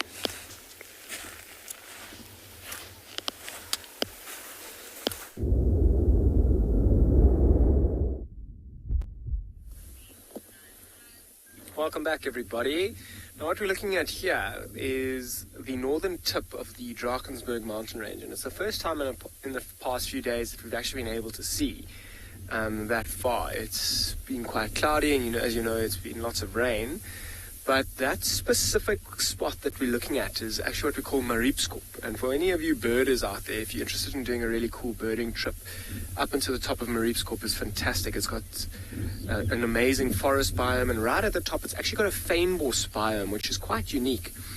And it's one of the highest points around here in the Lowveld. And right at the top of that is actually our communications, like our signal aerial and the signal for this area. So when that dips, we can blame Mariepskop. But a beautiful scene, the northern tip of the Drakensberg. Some people don't know that it stretches quite this far north into South Africa. But as we zoom out, we are also here at a great big watering hole. And there's quite a lot of game that's actually around this watering hole. There were a few white-faced whistling ducks. They flew off as I started talking about Mariepskop, which is a bit unfortunate. But otherwise, we've still got a few animals that are around on the outside. And I mean, it's such a big watering hole. You could spend a long time with a pair of binoculars looking around. There's a whole herd of wildebeest. There's some impala on the far side. I don't know if you can see them in the far right of that picture there. I mean, it shows you just the size of this watering hole. I mean, the camera's zooming right in with the naked eye. It's even a bit tricky to see those impala.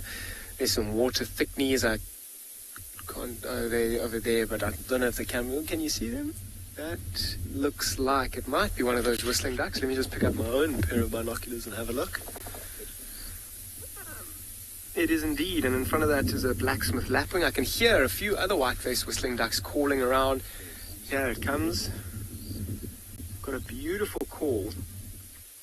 It's like high-pitched whistle. There it comes. It's going to fly right over us. Listen to it calling if you can hear it in the camera.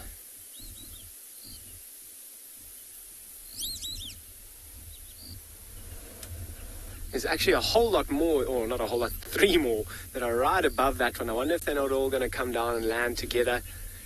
Very cool. Glad you could hear that.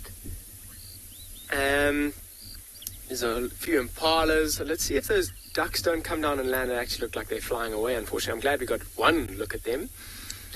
And I'm surprised this hasn't filled up more, this watering hole. I mean, it dried up for the first time in about 25 years or so, not last year, but the year before. And it'll take a long time, even with such good rains, for this to fill right up. You can see the basin around this watering hole where it can get up to. The tree line is pretty much where this watering hole can get up to, and it's still got a long way till it fills up, but I think it's going to be another few years of good rains before it does eventually fill up completely. And yeah, I'm so very surprised there are no hippos in here either. And if you have a look at the top of that dead tree, it looks like a tawny eagle, and if you look at the bottom of the screen, there's also a second one, it looks like. And the nest as well, just to the top right of that nest is a tawny eagle, and then obviously at the top is another one. And that nest, that stick platform, is a red-billed buffalo weaver's nest. It always blows me away how they actually get built. I always wonder how the first stick gets placed into a dead tree like that and doesn't get blown away or just fall. It's quite an incredible engineering feat, in fact. And there'll be a whole lot of birds that build that stick platform. It's actually not a platform, it's rather a nest on the inside, and there'll be lots of birds that live in there. It's a great way to tell direction out here as well. That nest is kind of facing northwest.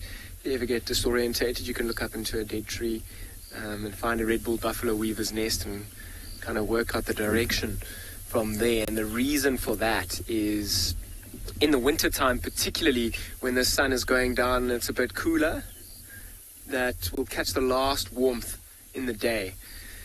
But I'm going to stick here for the next few minutes, see if anything else comes down. There's another watering hole not too far away, see if anything comes down there. But in the meantime, I'm going to send you somewhere else to some bigger elephants.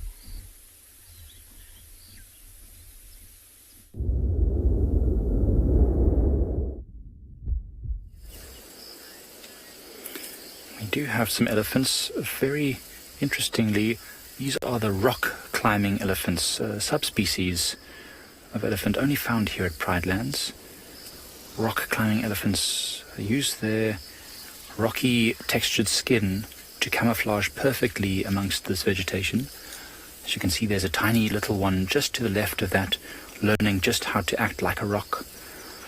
And they find most of their nutrition amongst these basalt and dolerite ridges, which is mostly where they're found. That's why their distribution is very, very small, not found in many other places.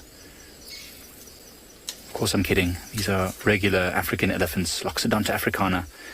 They're up on this rocky ridge, which is quite unusual, because there's plenty of green vegetation everywhere. I have no idea why they'd like to go all the way up there, but we had an experience not so long ago with the students where we waited on a rocky ridge like this, hoping to look down on some elephants. And those elephants actually trundled their way all the way to the top to feed on that vegetation that's not really touched by many of the other herbivores. So it's fantastic that they do that. And you can see that little tiny elephant in the middle there is the one we've been showing you over the last week or so. The tiny little baby that's freshly born, fresh out of the oven. I think that one is not much more than a week old. It's very difficult to see. It's a challenging view. And if that is the same baby, which I'm pretty much sure that it is, this means that this is the herd that also has Susan, the elephant. The naughty, Susan the naughty. She's actually mellowed out as she gets a bit older. I think because she's now been upgraded to auntie. So now she has a bit more responsibility. And you can see that's probably the mother over there. In fact, that might actually be Susan. It looks like it's tusk. Yeah, I think that is Susan. It looks like the tusks are very, very narrow and close together. No, I don't think it is actually. It looks like the tusks are a bit wider. But nonetheless, here's a larger elephant, and there are more just to the right as well. I've seen them moving, and there are a few more elephants on the right of us.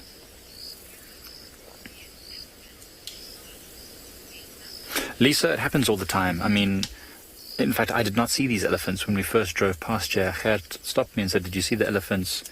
He said, "They look like rocks, but they're not rocks." And we said, "They look like rock fence." Rock fence. And they are very well camouflaged, especially with all this red earth from all the mud that they've been throwing on themselves. They look just like the rocks. Look at that little one there playing with its sibling. And that little one isn't really eating solid vegetation just yet. It's still just practicing, putting stuff in its mouth and feeling things, getting to know what they taste like, what's edible.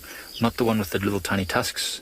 That's the slightly older one that's probably just over 3 years old. I'm talking about the tiny little one whose back you can only just see on the left side there. Very tiny elephant. In fact, I can't even see it anymore. That's how small it is.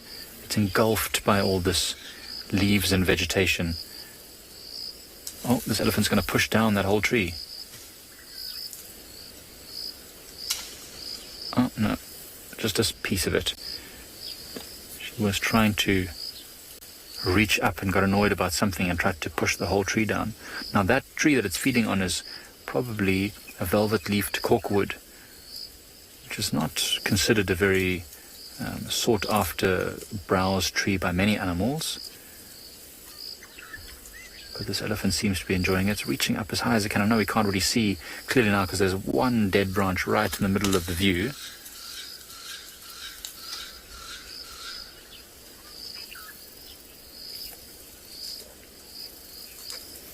Katerina, that is probably not easy, to be honest. An elephant can control its trunk, but it has to learn. It takes a long time for it to figure that out because an elephant has over 50,000 individual muscles in its trunk. Now imagine trying to control 50,000 individual muscles. It's got circle muscles that go around and round, and it's got long muscles that go the whole length that allow it to really act like an accordion or a concertina. It can extend it, it can contract it, it can twist it, it can bend it.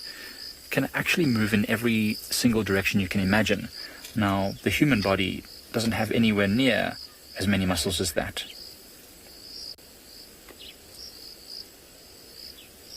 I'm not exactly sure how many exactly, but it's probably not more than a few hundred in a human body. And I mean, it takes us long enough to learn how to pick things up and, manipulate stuff as a child.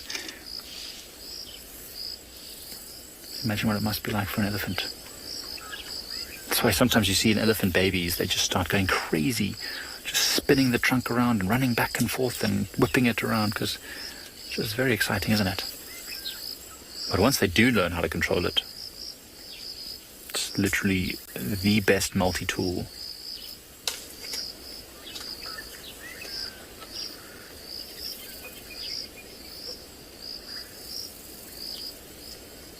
Very peaceful at the moment. The wind has died down, the rains have all moved off, there's no thunder or lightning.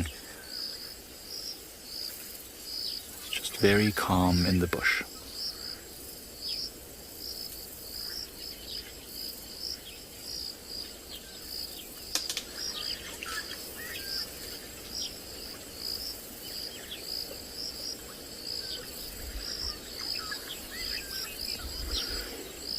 We're going to enjoy this moment just a little while longer.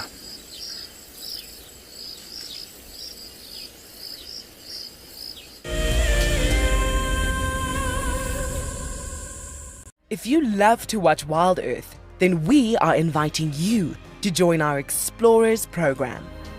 For a monthly subscription, you will have the opportunity to win fantastic Wild Earth expeditions. Join our guides for a chat around the fire, receive weekly highlights from our shows, and much more. All the money will go to keeping these live safaris on air, which in turn allows us to escape into nature every single day. The reason why we see that wildebeest by himself is because he's a male, or a bull, as we typically would call him. And what he does is that he marks and defends an area. Essentially, he is looking for the ultimate piece of land or prime property. Needs to have good grazing, needs to have a water source close by. And not too far away from here, there's a sickle bush thicket that would provide just enough shelter from the wind and the rain. My name is Lauren, and I'm currently working in Djuma Private Game Reserve here in South Africa. I love answering your questions during the live safaris. It's my favorite part. It feels like you're on the vehicle with me, and I'm able to teach you exactly what you want to know. If you want to ask a question on Wild Earth, then you need to register on our website. Once registered, you must go to the live safari page and ask your question below the live feed.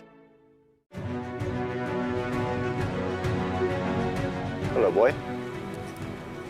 You are a monster. And he's coming right up to us. Hello, boy. Oh, settle down. Settle down. He is very, very close. He's pushing his trunk against the car. You can feel the car moving. Hey, hey, hey, hey. Stop that. Expect the unexpected here on Wild Earth daily. Hi, I'm Nikki, your guide here at Ambiyond Ngala. So my favorite animal in the African bush definitely has to be the zebra. Because like people, with our fingerprints, every single zebra has a different stripe pattern. And, of course, a group of zebras together is called the dazzle. How unique is that? Come and join me or one of my colleagues here in Ngala for a sunrise and sunset safari on Wild Earth.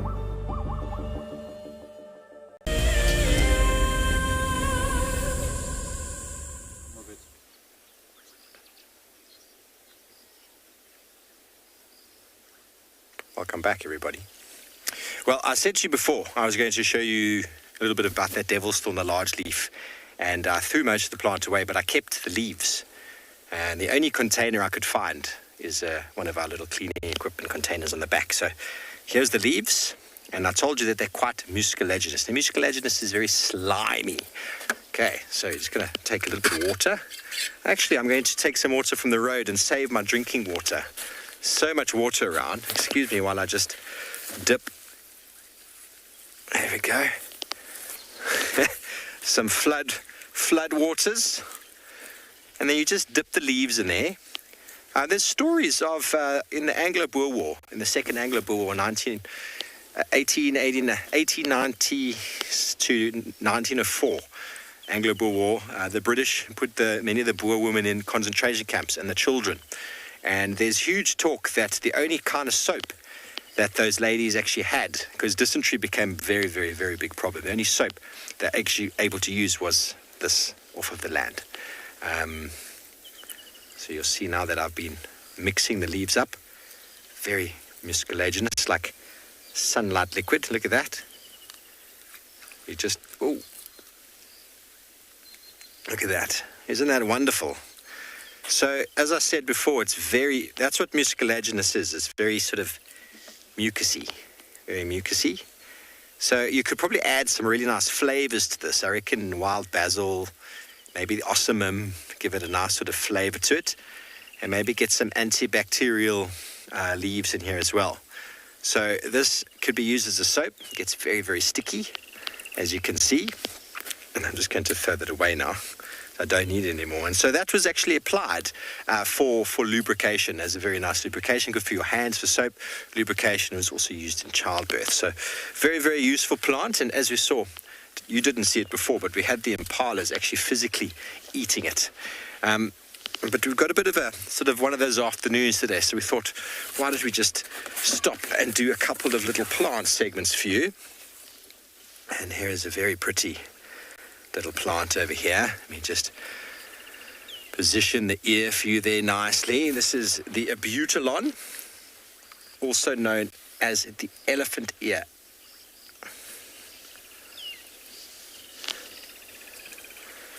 KB, you want to know if it was difficult to wash off? Well, it can get a bit sticky, but if you've got water to wash it off, it just rinses off quite easily. It's not a big thing. So if you've ever played with sunlight liquid or dishwashing liquid, you get that sort of that feeling to it. It's nowhere near as sticky as that, but it's very close. If you just wash it with water, off it goes. Okay, so this is the elephant ear. You can see the beautiful big elephant ear leaf over here, also known as the Abutilon. Abutilon, which is a very, very pretty plant that we find around here. And it's also very edible. The leaves actually can be eaten raw, and apparently they will help to cure hiccups. Last year, around this time, I did an entire morning segment where I just found plants from the vegetation out here that we found and cooked up and actually made food out of. But one thing I can tell you for sure is it's not like the food we get these days in the shop. Many of the foods that we have been commercially grown and have been sort of tamed in a way. Spinach, for example, you just have to steam spinach and it's lovely. You can eat spinach raw. It's very nice. But many of the flowers or plants you find out here actually require an enormous amount of cooking because they're very tough. They've got lots of defense and lots of medicine in them. So they're nowhere near as sort of juicy and pliable as the vegetation we normally find. But a beautiful flower, you could tell that would be beautifully pollinated by a bee or even a beetle. But with a plant like this, those very soft leaves are very, very soft. Very, very good rich man's toilet paper. Very soft. And ladies out there, if you want to take your makeup off in the evening, this is the most ideal to be using to wipe around the eyes. And last year I tried to make a little bit of rope out of the bark out of this, but it was very, very poor. Very poor. I didn't make a very good one.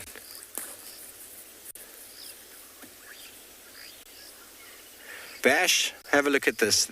Bash says he's always seen them, but he's learned a lot today. Well, thanks, Bash. We try to educate. You can see that the shape is very heart-shaped, and we turn it over. The coloration is a lot lighter on the bottom than on the top. So elephant ear, this is one of a few species that do grow quite tall in certain places. I think this is the Abutilon ungulatum. But as I said before, eating it, I ate them last year after cooking, and Louise and Lauren weren't very big fans. Seb, do you want to try some? No, thank you. Seb's not keen. It's not bad, but there definitely are better things out there to eat. I could survive off that. So a substitute for spinach, but cooking it a little bit harder than you would normally cook spinach. Because, spinach, we don't really want to overcook spinach. We just want to sort of blanch it. This guy, last year I blanched. Didn't work very well. We even put some nuts in there. Wasn't great. Okay, but a very pretty plant, a very useful plant. And as I said before, rich man's toilet paper. But you might need to find a few decent-sized leaves before you decide to wipe the nethers. But very importantly, this plant resembles as well the hibiscus, one of the flame hibiscuses we find out here. We should not confuse the two. This flower is definitely not a hibiscus flower, but the leaves of the hibiscus look quite similar to this, except all over the leaves and the stem are these tiny little thorns that will cause you to burn and to itch. So before you wipe the makeup off your face, or before you wipe anywhere else, maybe give it to your friend or boyfriend to try first before you do. And then you know it's safe. You're not going to hurt yourself. So another wonderful medicinal plant, and one also that is very edible. Mark, there are definitely lion's eyes. We saw some earlier, but we weren't in any signal at that time. I'll see if I can find you a lion's eye. Maybe we can even find you a lion. Wouldn't that be wonderful? Wouldn't it be wonderful? Okay, let's carry on.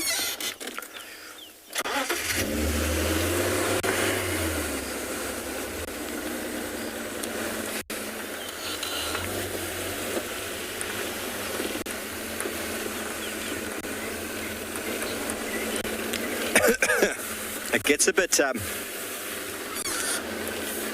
a bit taut in the throat.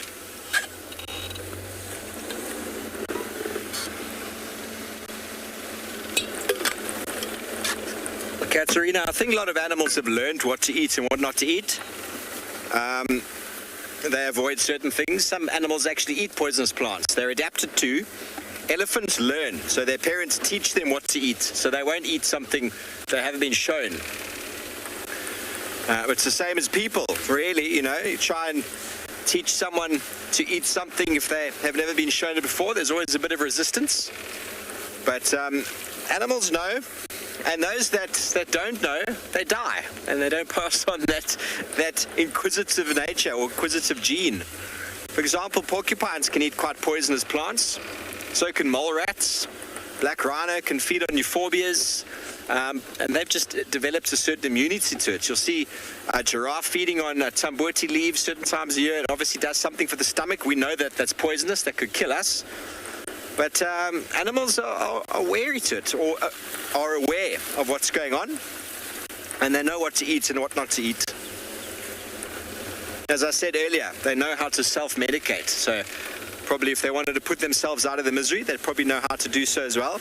But I don't think poisonous plants is the way to go when putting yourself out of your misery, because I don't think it's the nicest way to have your tummy turning inside out and other parts of you turning inside out.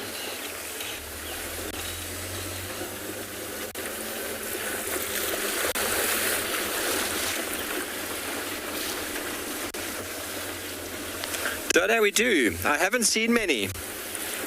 Sour plums. There should be 2 species of sour plum. When I worked up at Salati and other places in the Kruger and Simavati, we had plenty of sour plums.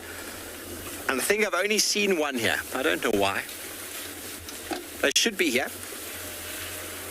Zarminias. They're very, very tasty, very pretty, very beautiful, but they're actually quite nasty plants. Sour plums. They are parasites, in that they don't develop all of their own food for themselves. They actually tap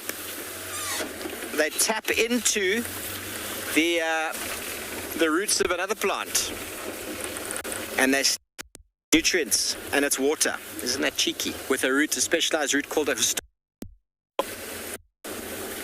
Even though they do have green leaves, they don't access the nutrients from the soil themselves. They will access the nutrients from the other plants, and probably a lot of the plant metabolize well.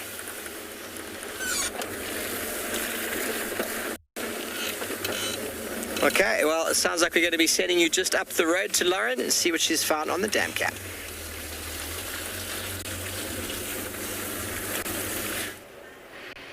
Now, I've been trying to find these monkeys again for you, but sadly I think they have all disappeared. Of course, the closer it gets to sunset time, it's very rare you'll find the monkeys or the baboons. They're strictly diurnal, and they take to the safety of the trees as soon as it starts to get dark. It's not safe to be on the ground. And although we had a little chuckle earlier about telling the difference between males and females, what's actually really interesting is why the colour blue. Now, it's very obvious and it's rather entertaining, but why blue? And how on earth is that bright turquoise of the male genitalia that blue? It's not a natural colour. It's not often seen in mammals in the animal kingdom. And basically, the genitalia gets bluer with dominance. So it's directly linked to dominance of the monkey, but it's not caused by hormones. So it's not like a lion's mane where the mane will get darker with a rise in testosterone. It's not linked to hormones, and it's actually not completely understood in science. It's linked, oh, have we just got another live kill? My goodness, this is one hungry heron. I think it's the same grey heron from this morning. Well, it's in the same spot anyway. This must be the fish and chip shop of the bush. But just to finish what I was saying, it's not fully understood, but it's linked to sexual selection. Basically, the females are more attracted to the males that have bluer genitalia. So the brighter and sort of richer the colour, if you like, it means the male's higher in rank, which means he's more dominant, and therefore the females are more attracted to the males that have brighter, bluer genitalia. So that's what it means by sexual selection. It's completely not linked to hormones. And how do you get that blue colour? Why on earth does that turquoise colour appear? And basically it's through a mechanism called Tyndall scattering. Now, you've probably heard of this before, because Tyndall scattering, or the Tyndall effect, is also how the starlings and kingfishers and many birds with that bright blue colour also obtain that colour. Now, for starlings, they're actually black, but it's the arrangement of the keratin and the feathers that scatter light in sort of different wavelengths, and that's what brings about the blue. And it's exactly the same for the monkeys, but it's obviously not feathers. They're definitely not feathery down there, but of course it's skin. So the skin is organised, and at a molecular level, oh, another fish. I think that's a fish. Wow, this heron is on fire. But yes, at a molecular level, it's the skin itself and the scattering of light by the skin that brings out that bright blue hue. Now, they've also got... Oh my goodness, that cannot be another one. I wonder if it's insects and maybe not a fish. I can't see 100% clearly. But this heron is decimating the population. And the monkey actually has really specialized, unusually neat and extremely orderly collagen fibers. So it's the arrangement of collagen and skin that creates that blue. Isn't that incredible? It's not a natural color, really, in the animal kingdom. Wow, I love this bird. They have incredible techniques in the Maldives as well. I think I've mentioned this before. They actually target bait bills, and they wait until the bait ball has sort of gathered and they attack all the fish together. They do it coordinated as well. You'll see many different grey herons attacking the bait ball. Yes, Sir 50. I'm sure you mentioned this morning as well, but they're very elegant hunters. The slower you move, the better. The less the fish know you're coming, the better. And of course, the longer your neck, that means you can keep your body position completely still and just stretch out your neck and catch whatever is in the vicinity.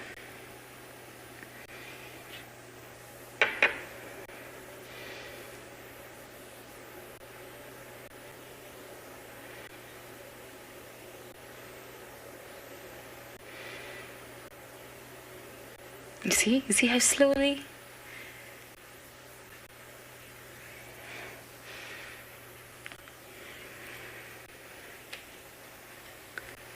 Tim, the diet of a grey heron is semi-varied.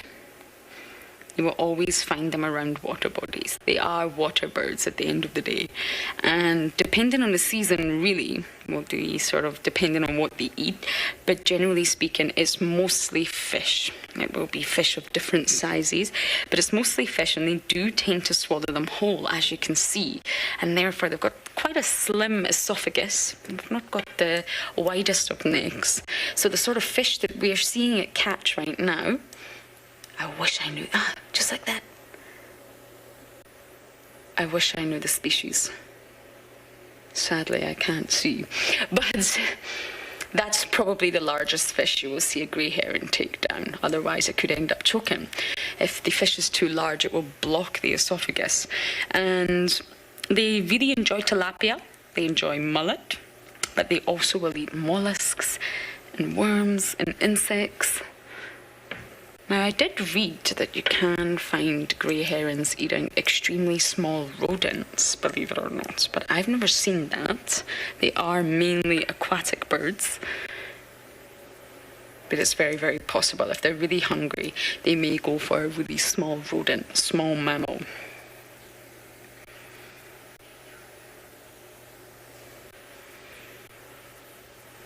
I've loved them ever since Maldives. They're very iconic in that country as well.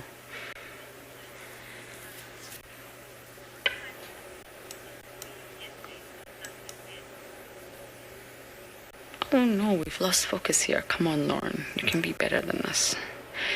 But yes, it's actually iconic over there because Maldives rely very heavily on fishing. And it's one of the biggest sort of income generators. It's one of the biggest contributors to their GDP after tourism. And they see the grey heron as the perfect fisherman. So they all respect and look up to the grey heron. In that country, they call it the Maakana, but it's a very respected bird. And it's exactly because what you said, Sir 50, they're such elegant hunters. They're so precise. They're so excellent at what they do that they're very respected in that country. You don't just find them in Africa.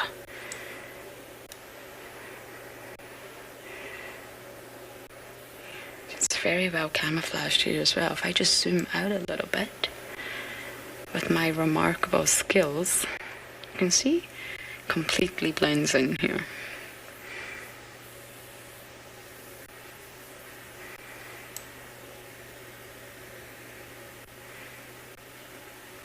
Oh, no, Lauren, that's not what we want.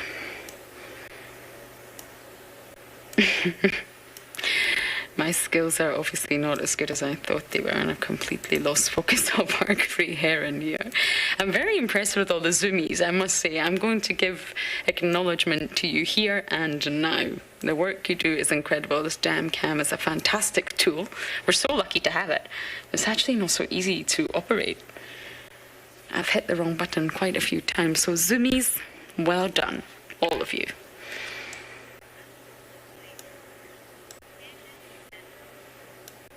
Okay, I'm going to stay at the dam, not going anywhere, see what else I can find, but you guys are going to head to Deirdre with her wildebeest.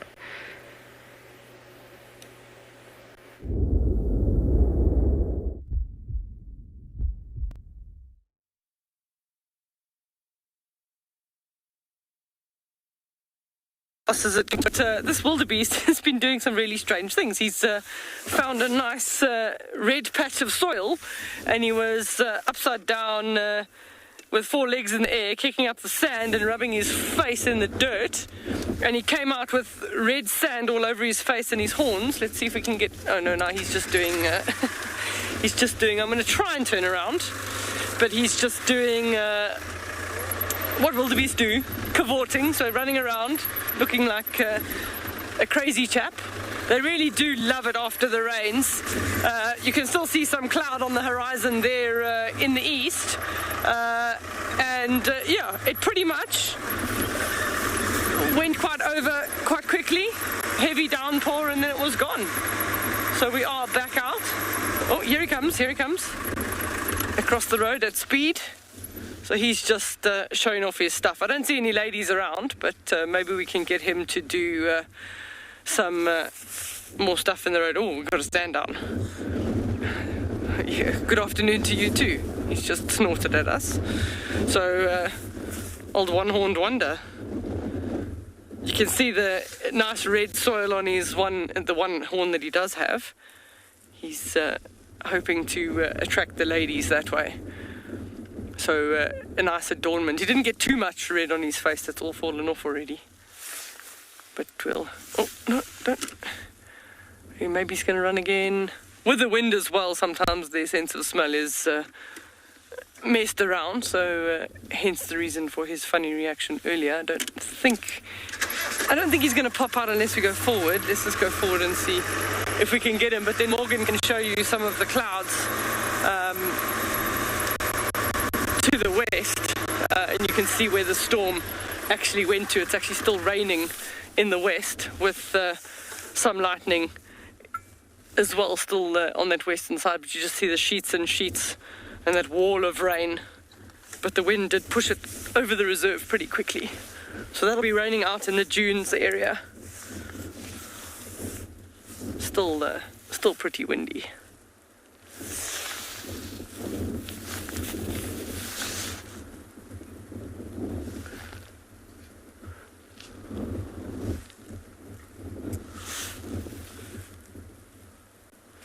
So we're going to go around the mountain and try and stay out of the rain. Aim for blue sky. We're going to send you across to Lauren.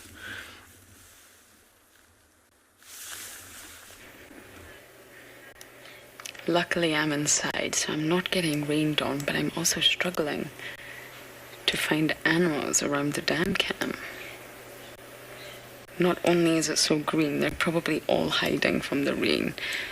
We've been really struggling with weather here recently. The storm that we had, possibly, my goodness, almost a week ago now, has really affected a lot of our equipment and the mass, and that's why we're not quite traversing the areas that we used to. It will get fixed very soon, do not worry. But the weather has had a huge impact on lots of things out here.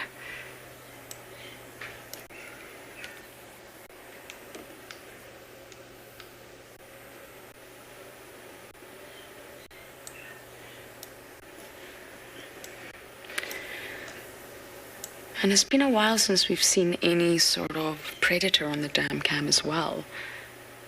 Sometimes you manage to get a glimpse of the leopards walking across this dam wall. Now, this is just what we're looking at now. Behind the dam wall, you can see it just looks like a very thick area of trees. But actually, it's the start of the Mulwati. So once you sort of get in there behind the dam wall, which isn't easy, I must add, then you're into the Mulwati. And it's not possible to drive all the way through. There's quite a few blocks. There's one area with rocks. There's a few areas with fallen trees. But this Mulwati will take you all the way down to the southern boundary.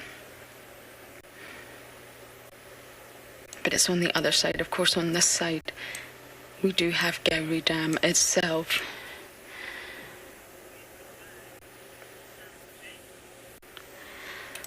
I did not catch that name, but you're asking me what is my favorite bird. My goodness.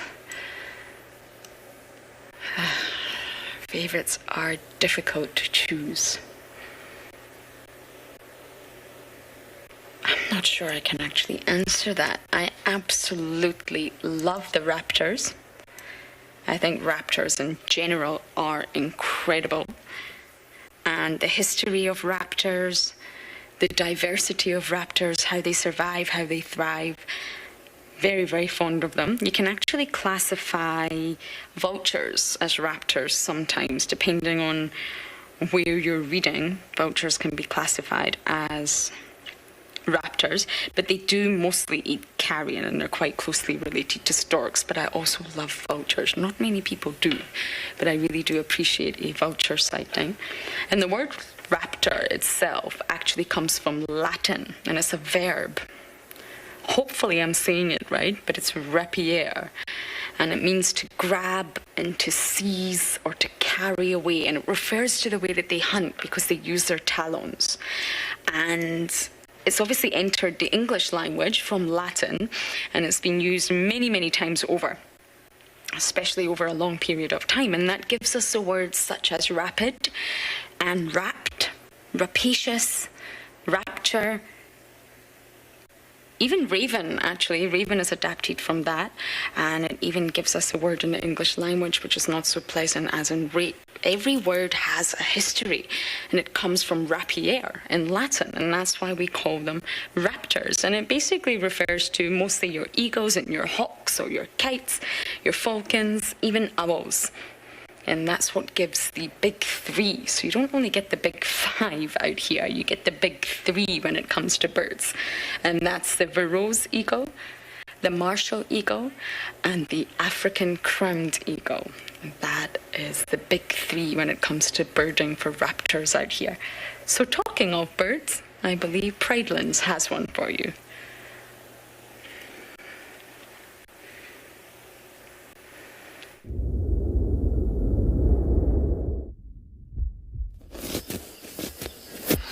Look what we've got. We have got a dung beetle that is rolling the biggest dung ball I think I've ever seen a dung beetle rolling. It's very impressive, and you can see there's one holding onto the edge there.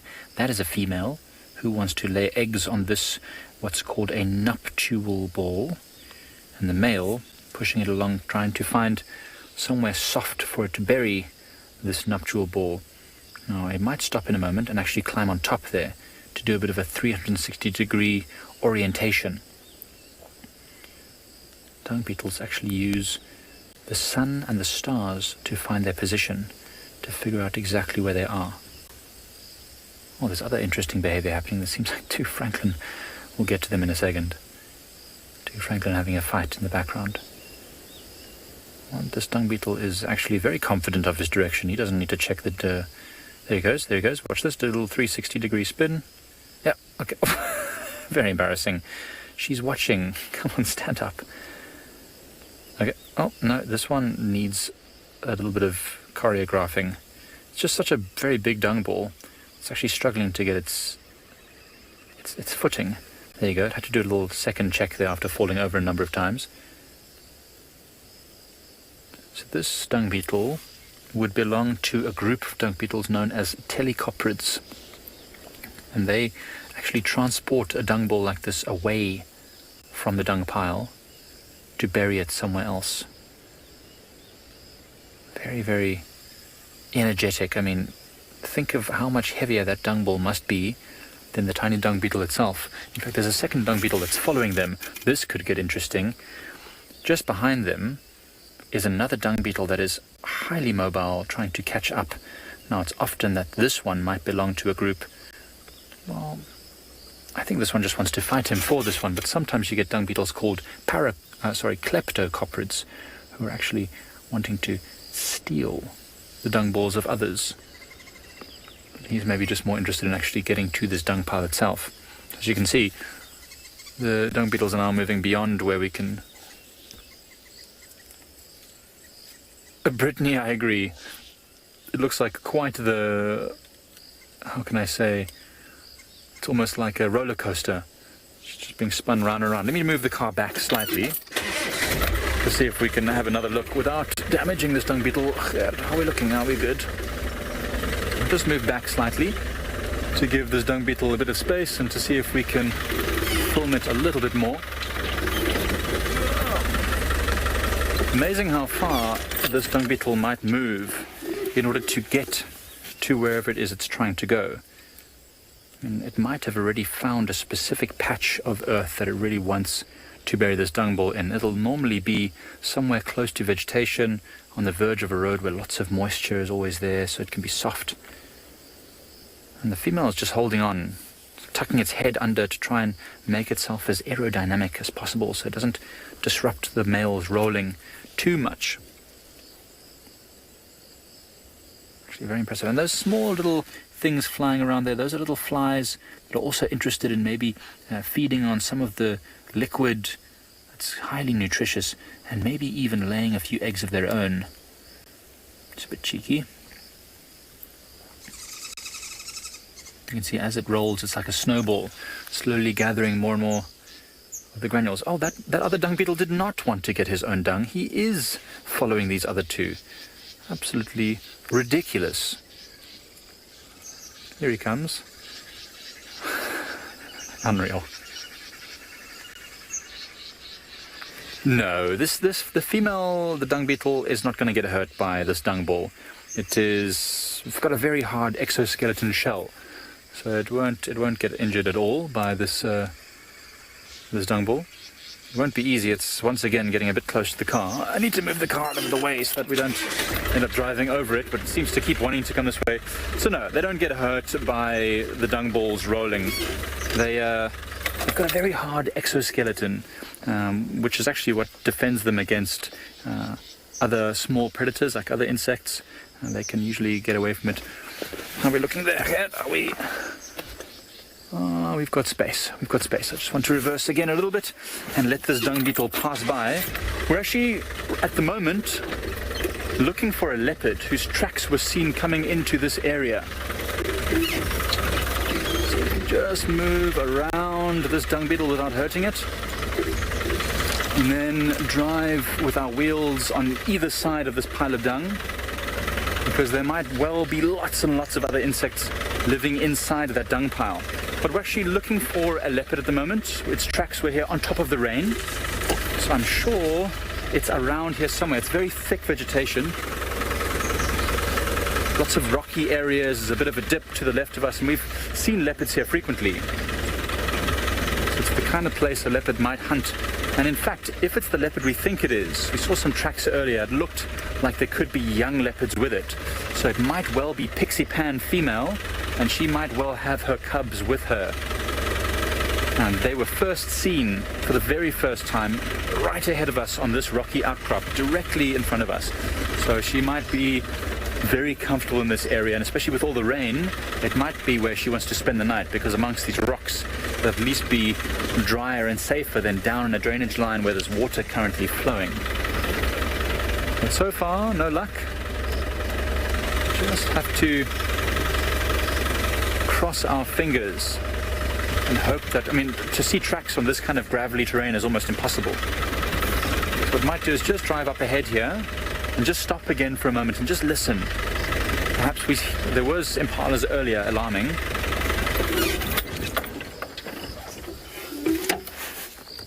It's very quiet now at the moment.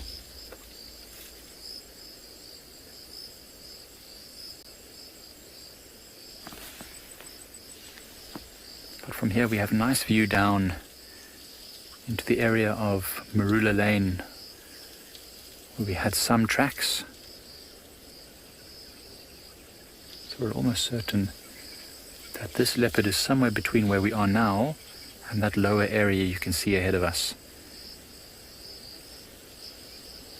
I'm sure she's going to pop out at some point, and she's a very successful hunter, so maybe we'll find her with a carcass in a tree.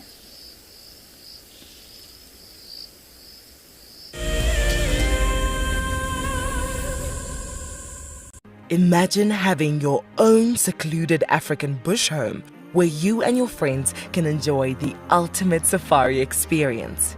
If you sign up to be a Wild Earth Explorer, this could become a reality.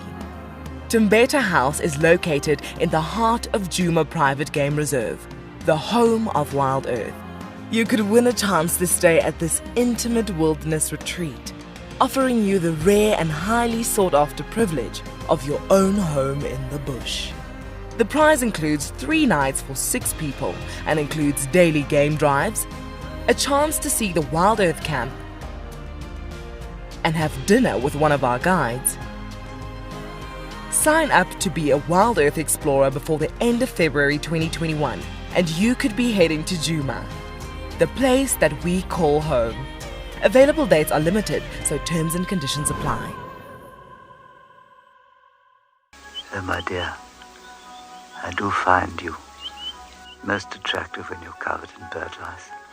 Oh, Charles, I love it when you peck at my head and clean the bird lice off me. Let me say hello to Barry here. Hello, Barry. I'm just going to examine you for some bird lice. Charles, I don't know if I'm comfortable with that. Oh, all right. I shall look for bird lice on myself then. Hi, my name is Tristan Dix, and I am a guide here at Djuma Private Game Reserve for Wild Earth. We love connecting you to the African bush, and we always look forward to all of your questions. If you want to ask a question on Wild Earth, you'll need to register on the website. Once registered, go to our live safari page and submit a question below the live feed.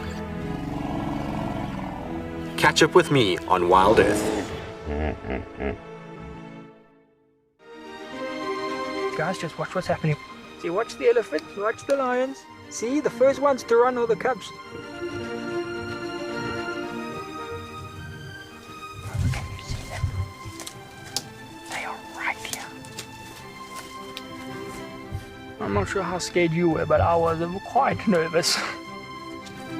Absolutely incredible.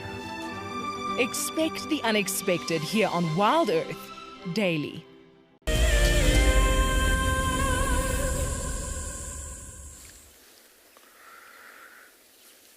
Welcome back, everybody. Well, the gremlins are creeping in, and we're not able to provide you with much away from this area, so we're going to just sit here for now and provide you with a decent enough view with the overcast afternoon.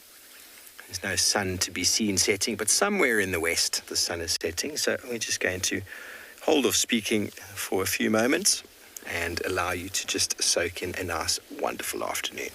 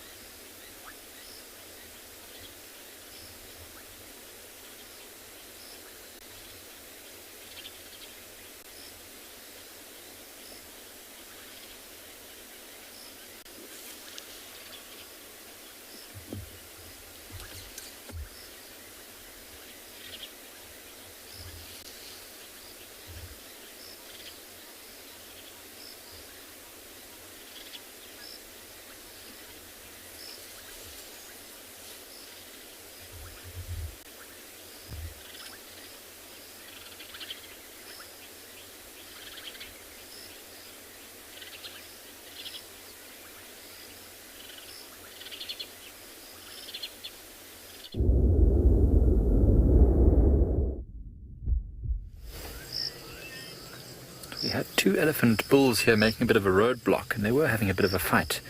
It seems like a winner has been announced, and he carries with him his victory bouquet as he chases off his rival. They were having a bit of a fight. It wasn't a major one, though. I think it was just a little bit of a friendly sort of contest. But they are part of that same group. We're on the other side of that rocky hill to where we were before. So they're part of that same group with that very tiny little calf. So I think they're heading back over to be with those other elephants. What we'll do is we'll keep moving down this road. What we want to do is actually go and have a look at HQ Pan, which we think is filling up with water. We haven't seen it since all this water's been flowing. Since the elephants are gone, we might as well leave ourselves. Since they were so gracious to give us the space to move past them. It's getting a bit darker now as well, so we're also in the direction of the area that leopard could have walked to. I think we're a bit far now. If she is anywhere, she'll be along this rocky outcrop just to the left of us. Same one that those elephants were feeding on. Let's hope she pops out somewhere.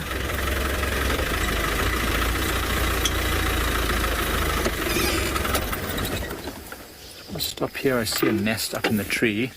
In the meantime, whilst we figure out what is our next plan, we'll send you back over to Lauren with a hippo.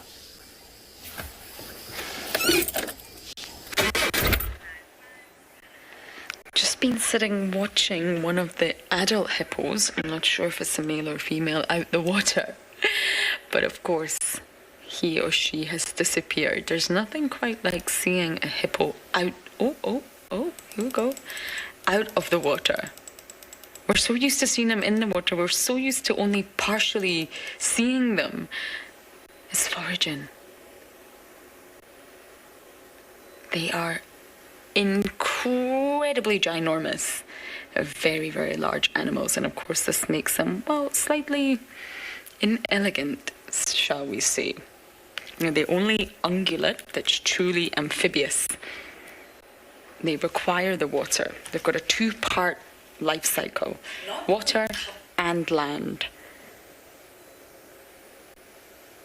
They can't survive without the water, but they also require the land. And normally, a little bit later than this, actually, it's only 25 to 7 here in Djuma Private Game Reserve. And once that sun starts to go down, the hippos will come out. They'll start to forage. They are primarily nocturnal. And that's what a lot of people don't realize. Although they are awake during the day, this is their resting period. This is their period of inactivity. This is when they're using the water to stay buoyed up and not spend any of their energy budget. That's when they'll mostly do all their defecation as well. And that's why we sometimes have problems with hippos and water bodies. Excess nutrients that enter into the water body from the hippos. Oh, look at that nasty wound on its right side. I think it's a wound. And it's just using that enormous muzzle to just forage on all the grasses.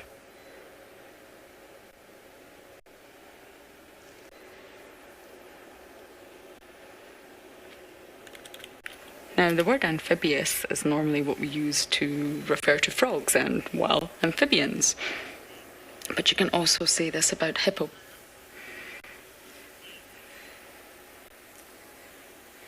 David, not necessarily. A lot of the hippos will leave the water together, and they do forage alone though, so they can sort of emerge from the water body together as a unit, but then they'll go on their own to forage. They're not competing with one another. There's vegetation everywhere, and they generally do tend to leave the water body at the same time.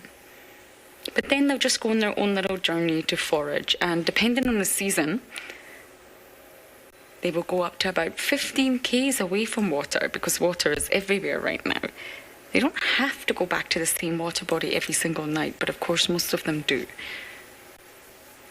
But in winter it's a different story. Things become tough. Things become stressful. Water is no longer plentiful. Competition. They all face competition. The vegetation's not as lush. Possibly the grass that they enjoy the most, or the most nutritious grasses, are dead. And that's when things become very, very difficult for hippos. They can risk dehydration, and they can risk their entire skin drying out. They're very, very sensitive to the sun. But in summer, water's plentiful. So they can walk further and further away from the water body without being strictly tied to come back to the same one if they don't wish to.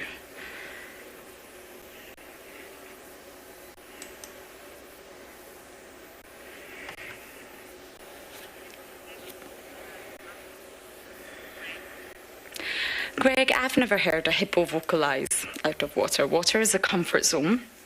Water is where they're very territorial. That's where they sort of have the most power, if you like. I've never heard it. They, of course, make that very interesting hippo honking sound while they're in the water, and that's normally during the day. I've never heard it out of water, but they possibly do. I'm not sure.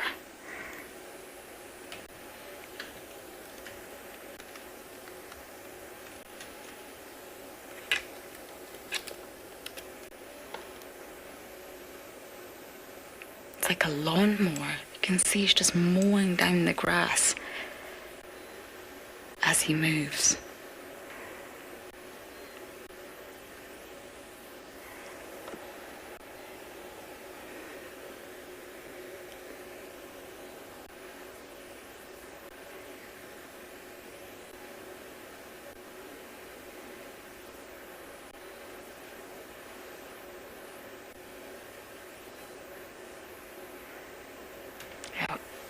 I'm going to follow this hippo as long as I can. This is fascinating.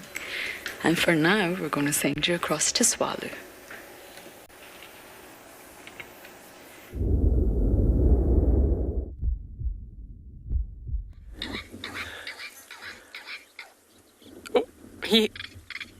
Welcome to a northern black Korhan at Tswalu. He is got lots to say this afternoon. He's just done a flyby around the vehicle. So they demarcate their territory by flying straight up, around in a little short circle, and then sort of floating back down to the ground. So we actually hope he'll do it again, maybe now after he's finished his shouting. Oh, yeah. I don't know if he's actually seen a female in the area, which is possible because he wants to show off. So beautiful, nice little white ear covered, red beak. And when he's not busy shouting or displaying, he'll be looking for insects, grass seeds. He does like to also choose a very prominent, either a little termite mound or a raised area. He might go up. He changed his body posture there, so we're hoping that he might decide to do his display. You can do it. Come on, you can do it. That will be really, really nice, but...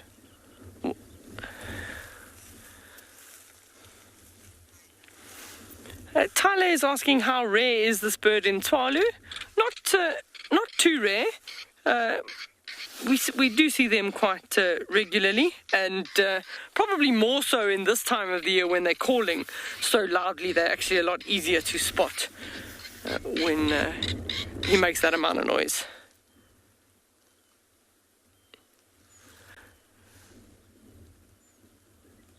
Oh, no.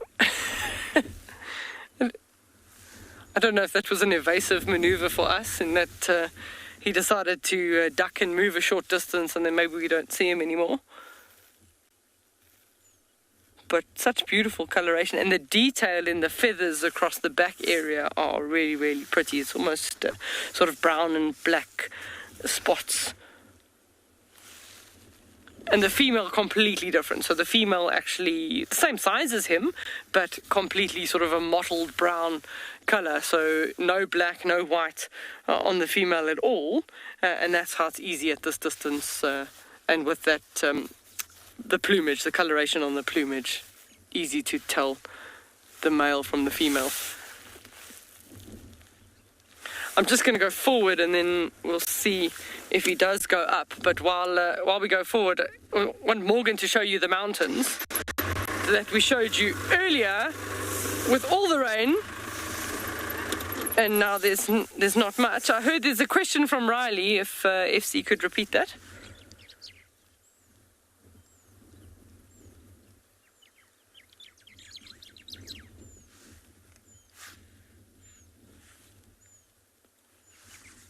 So Riley asked the question, are these birds migratory birds? No, they like to stay all year round in these areas. Generally, the drier areas of southern Africa is where you'll find this northern black korhaan. But yeah, from an hour ago to that mountain completely in sunshine, we do believe we're going to be in for a spectacular sunset. If I look out on the western horizon with the clouds, we're probably going to get some really, really beautiful colors a little bit later. Still a bit windy, but not too bad.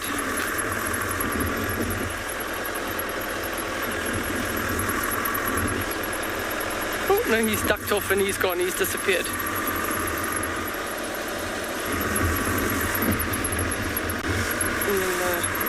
But the color...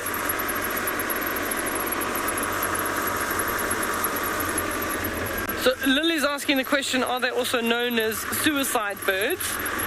Possibly not them so much as the red-crested korhaan. Let me just stop, it's probably easier without the... So the red-crested korhaan is generally the one that will fly up, sort of puff itself up and then tip back as if it's been shot and then tumble down to the ground, and then just before getting to the ground they open their wings. So more probably the red-crested korhaan, which we also get here.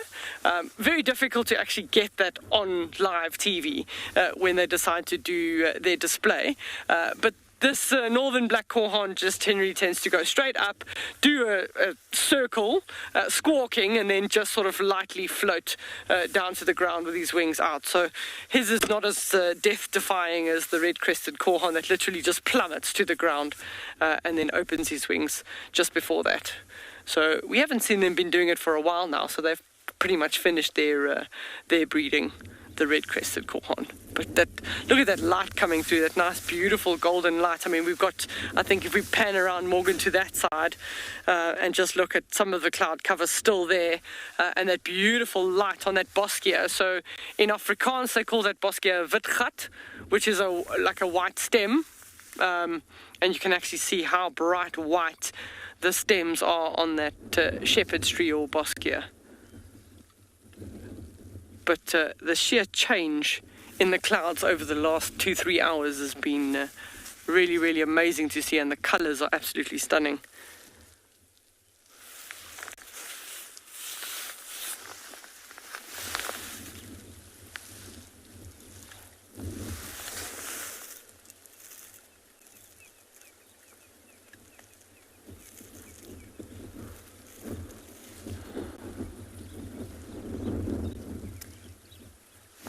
So we're going to carry on heading south along the mountain range now, and hopefully we'll see you for a spectacular sunset.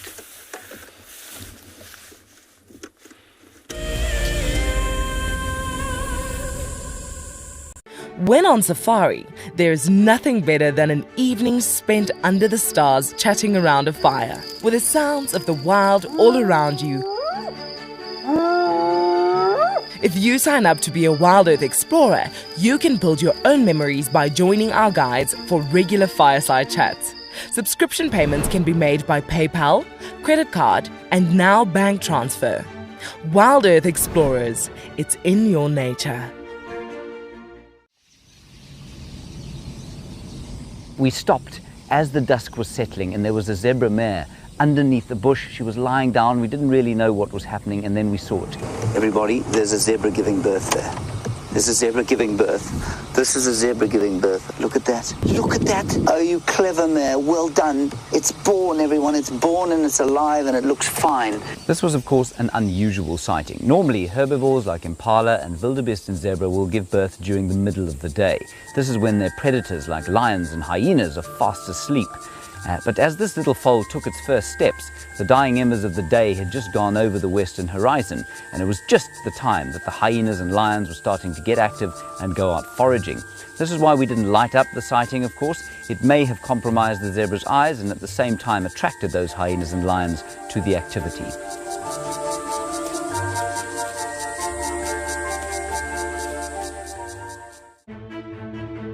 I'm Nikki here at Ambion Ngala in South Africa. I love getting questions from viewers about all the small things within the environment and how it all is integrated with one another. If you want to ask me any questions, please simply register with the Wild Earth website, head across to the Live Safari page and then post your questions there. I'm looking forward to chatting to you on my next Wild Earth drive.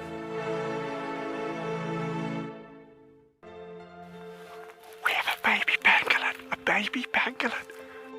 This is off the charts. This animal is about from your fingertips to your elbow. That's the total length of this animal. This is unreal. This is unreal. This is unreal. This is like now my 4th Christmas in a week. We should do this more often. Tune into Wild Earth every single day. It's in your nature.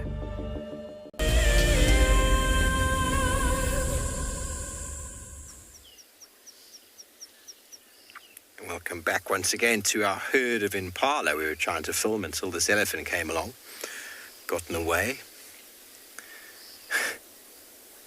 Only joking. Elephant is moving through the grasslands feeding. It's a small little breeding herd of elephants here. There's a big mama there and probably a few consecutive years of youngsters.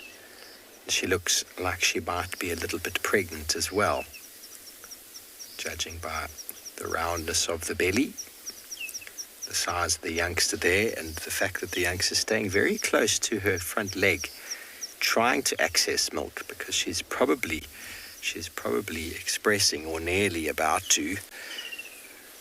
It is the time of year when elephants will breed, and wouldn't it be wonderful if we got to see that?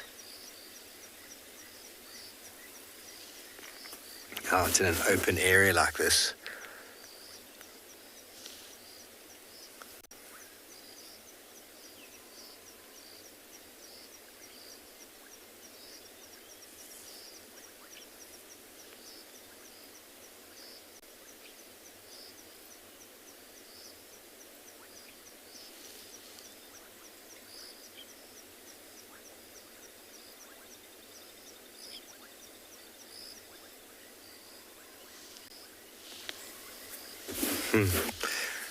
Bubbles, well, elephants feed all day long and all night, so they find little gaps in between to have sleeps. What we found when we were doing the drone search and ID a few years ago is that a lot of them seemed to be sleeping between 3 and sort of 3:30ish, we'd find them sleeping. So you don't often find them though sleeping, like sometimes in the heat of the day you might find them stood underneath a tall shady tree, the youngsters on the ground. But it really depends on the conditions, on the temperature and on the behavior. They'll have at least 1 sleep a day, maybe 2, but they're constantly in search of food. Must be quite a process, constantly chewing all day. Can you imagine?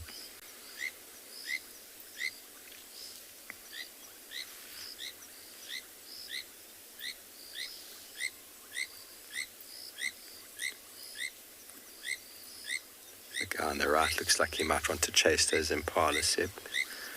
He looked like it a moment ago. He shook his head at them. Definitely a young boy. Yes, you chase those impala, young sir. You see, everything runs away from him. That's why. Oh.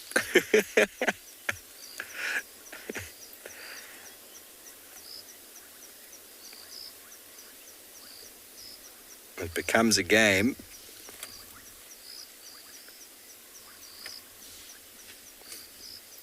And every bush becomes a punching bag. It's very interesting behavior to see. That's the kind of behavior you don't want to be seeing from a big female. Those are all the signs of annoyance, but you see his tail's gone back to flicking. The head raised, the tail raised, looking down the nose, swinging the head. If you ever encounter that in a big female, then you better be sure you're ready to drive away. Something's happened, something is not kosher with them. But you often find youngsters doing that behavior, and it's a great way to learn those sort of negative behaviors in elephant. It doesn't necessarily mean that we've done anything wrong, everybody. It's the impala running past and the elephant responding. And it's what a female would do if she felt threatened or her herd felt threatened. But she would just laugh at the youngsters when they behave like that. But the impala know better, they know, rather just move out of the way.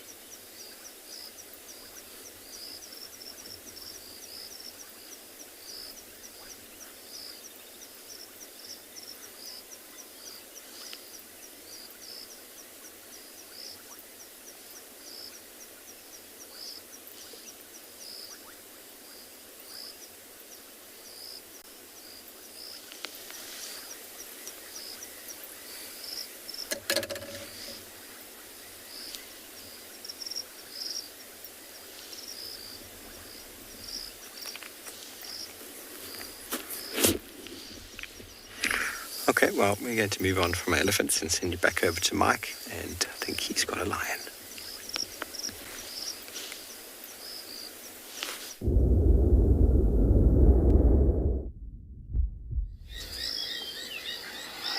So Lagatha, the lioness, is still sitting in exactly the same spot she was, but she's up now. She's done her 3 yawns and she's gotten up and she's staring now towards Impala Plains. In fact, as we were approaching here, we found one single impala ram not so far from where she is in the drainage line. That would be a perfect opportunity for her. Now that she's taken an hour to rest, and she can get up and just get closer to an animal that doesn't know that she's there. Great, but before that, she's taken an opportunity to groom herself. Make herself nice and clean, with as little scent as possible.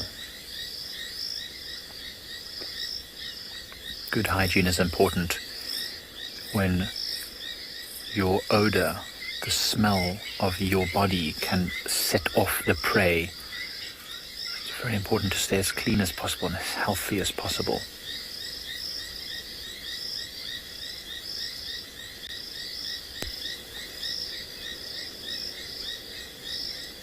See, she's very diligently cleaning her paws. I'm sure once she's finished the grooming session, she's probably going to get up and move towards the plains. It's very still at the moment. There's not much wind at all, so as long as she can be as quiet as possible, it's doubtful that the antelopes on the clearing right now will be able to smell her. It is getting dark, though. We're going to have to change to infrared very shortly. So if our picture does change to black and white, don't be alarmed. It's not your monitor.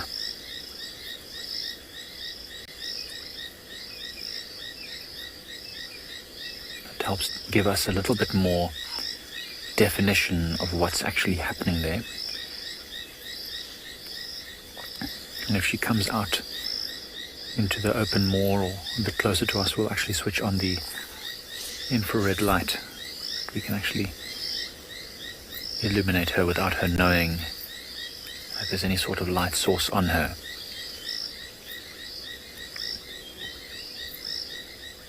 Remember a few days ago we tried to film the lioness hunting around the plains, but she didn't arrive. We just had hyenas and the impalas. Maybe tonight will be our lucky night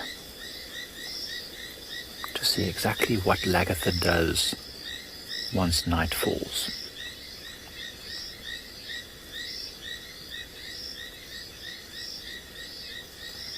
Look at her ears.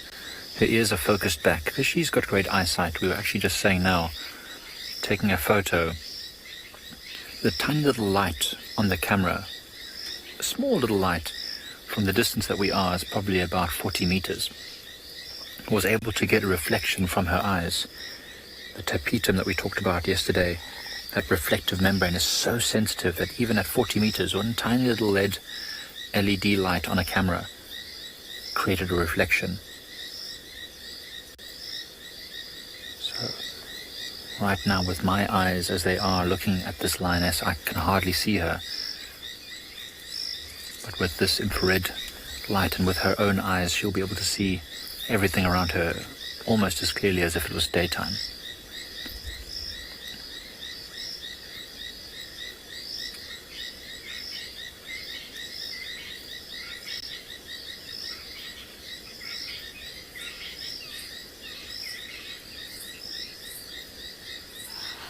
Goodness gracious, that's a good point.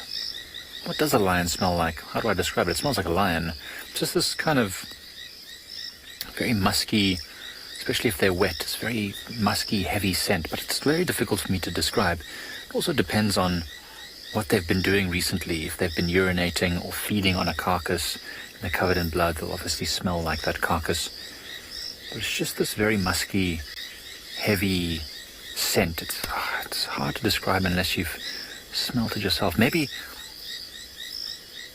one of the other guides will be able to describe it better to you. The scent of a lion. I'm not sure I can... Oh, she's calling. Listen to that.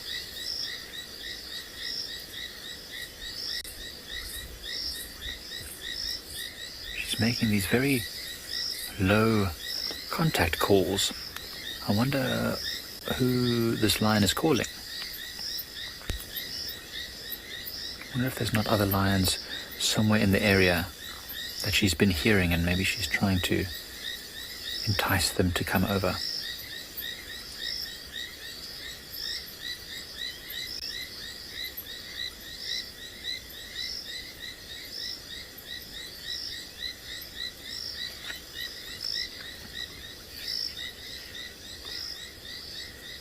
Roop, it's quite possible. I mean, she was part of a pride that I think still operates in this area. I think it's got a number of females with youngsters. So maybe whilst those youngsters are very small, it would be difficult for her to rejoin the pride because the mothers would be very protective. But, I mean, certainly if she was submissive enough and approached the pride in the right way, especially if there's some related individuals or some lions that recognize her, there's a good possibility that she could be reintroduced to the pride. It does happen every now and again that lionesses get separated for long periods and manage to rejoin. It's not often happening, but it does happen sometimes. Just calling. Very soft little oomph calls, these classic lion contact calls. We did check carefully this lioness. It's definitely not one of the lactating females. I'm pretty certain it is Lagatha, though she doesn't have too many distinctive markings on her body. Just those 3 scars on the right shoulder and then on the inside of the back right leg. But definitely no swollen teats, no cubs that she could be calling to. It must be other adult lions. And there she's up. Where is she going to go? Is she going to head towards Impala Plains and try and hunt again? Or is she going to head to a different area?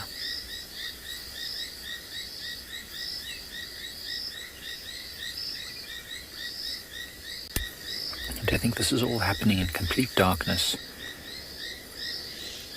This is what lions do once the night falls, when we can't see what's around us. And this is always happening around us. If you stay in any bush camp unfenced in a wilderness area like the Kruger National Park, These animals are all around us. We just can't see them. Sometimes we walk up and down. Just beyond the firelight, there could be a leopard moving past, a hyena, maybe even a lion.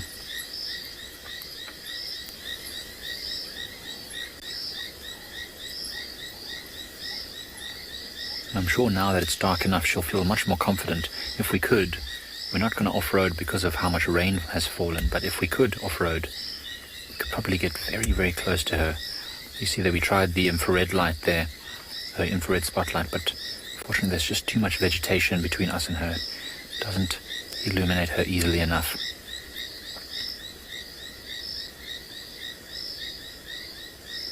There's a hyena calling from the plains right now.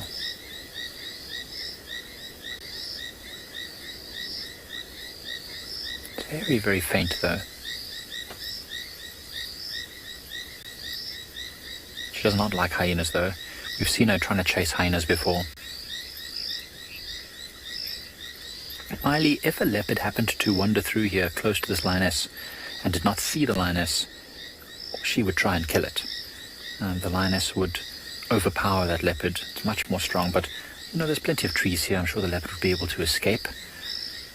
I mean, they're very alert animals, so she's calling again.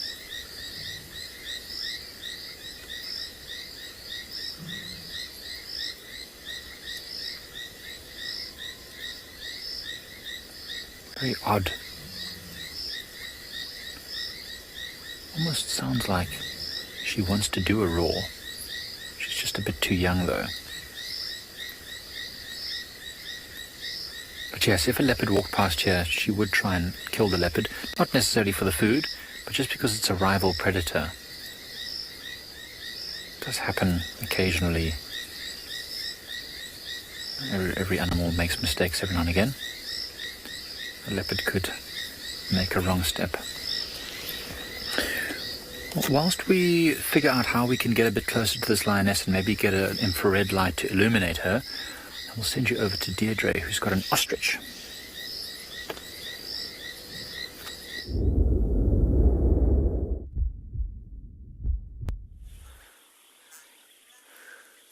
So, welcome back to Tualu.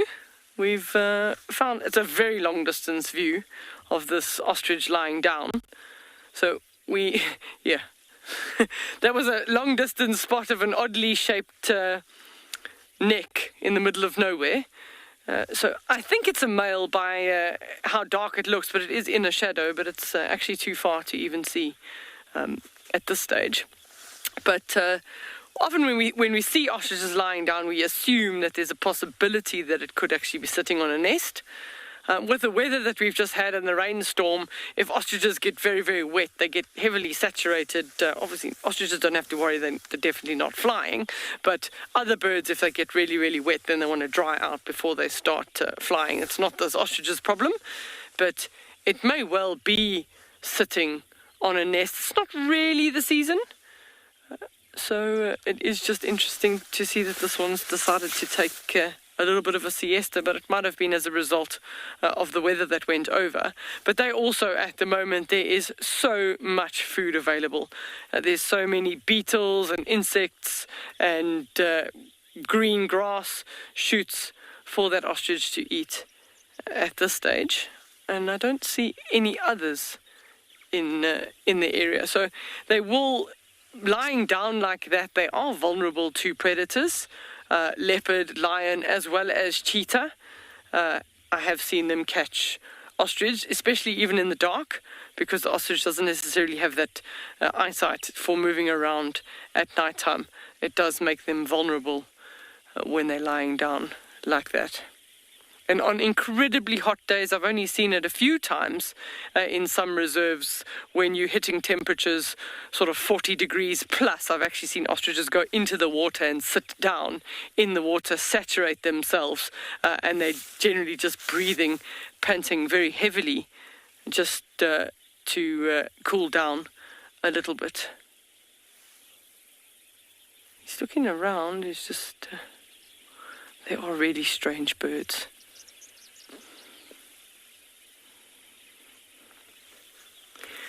So Elsie's asking the question, how do we tell the gender of an ostrich? And you look at the color of the feathers. So the males tend to be a little bit larger than females, but you have to see them relative to each other. But the males have the body feathers are black in color with sort of white wings, and then the females are almost like a gray brown coloration, and that's the main difference between them. With a male in breeding plumage, his beak turns like a bright red color, and then the shins also go bright red. So that's how you know a male ostrich is in the prime, in his sort of in a breeding status. If we carry on down the road, stay with us, we might be able to get a slightly closer view where he is, but I'm hoping that we don't disturb him. Let's just go down the road a little bit and see. I say it's a him, but we can confirm when we get a little bit closer.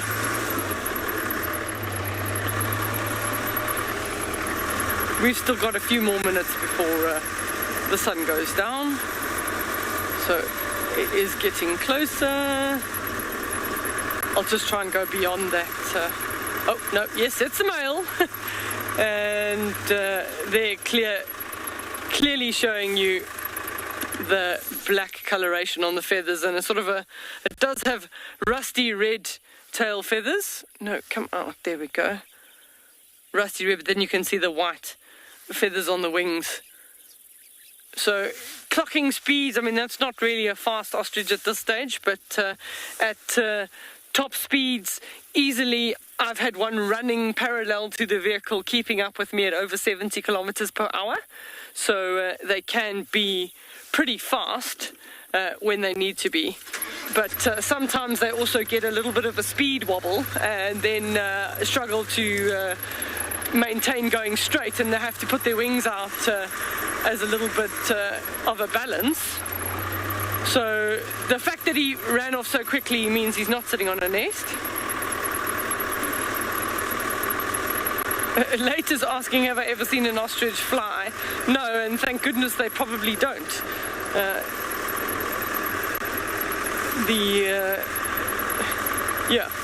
They do a very, very elaborate dance using their wings.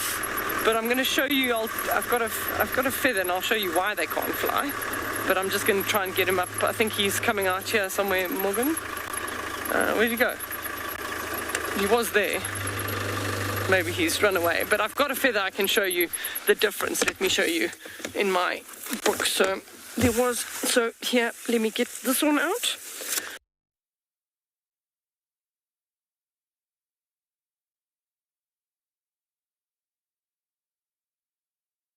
Bird is a Kori bustard.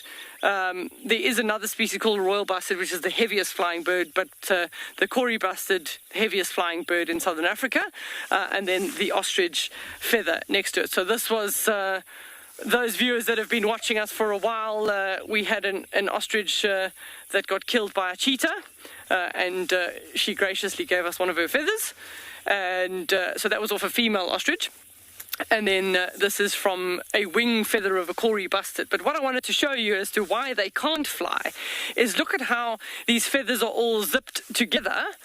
And that actually gives you a solid surface that flying, if you were flying, you have some resistance, and that allows you for some lift, whereas the ostrich doesn't have any of those feathers zipped together. So they're pretty much never going to be able to take off and fly as a result. But you can actually even just see the feather shaft, the strength. So this one doesn't fly, and then look at the strength of this shaft.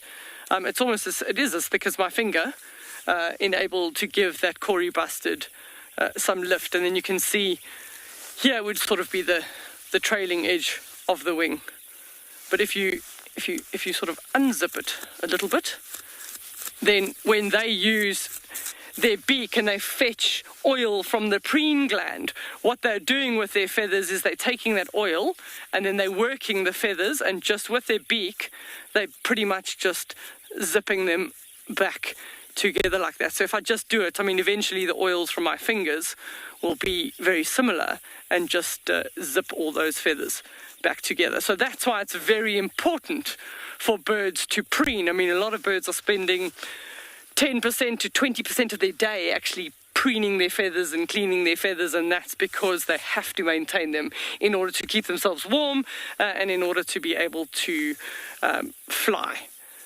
So big, large birds like the Kori bustard and some raptors would only have a molt where they'd lose their feathers over a year or two. They don't lose their feathers all in one season and replace them. As they start getting older, one or two of those feathers will then fall out and go from that. With wing feathers, in particular, very often they'll lose the same one on either side, which then allows them balance in flying. You do sometimes see it in the eagles or the vultures, where they're missing the same feather on either side, and that's to help them maintain their balance while flying. But this is a very beautiful feather. Just trying to put. Sonia's comment is such a stunning feather, absolutely. And we're very grateful that both the Kori bustard and the ostrich decided to give up their feathers for us. I think I had it in the... Oh, no, I thought I had it in my box. Oh, yeah, there we go. So you were asking about the colour of the female. So we saw that was the male there with the black feathers. You can see here, it's like a dusty grey brown. This is the feather, also another one of the body feathers of a female ostrich. This would be around sort of the main body area. This is definitely not one of the feathers in the wing, whereas that white one is one of the feathers from the wing. So you can also see there, quite pretty. Put that one, put it in my box of tricks. And then we'll move on. Oh, wow. We're nearly at sunset. I don't know if we can go all that way around. Morgan will show you. We're nearly there. So some beautiful, beautiful colours. It's going to start going to yellow and pinks hopefully soon.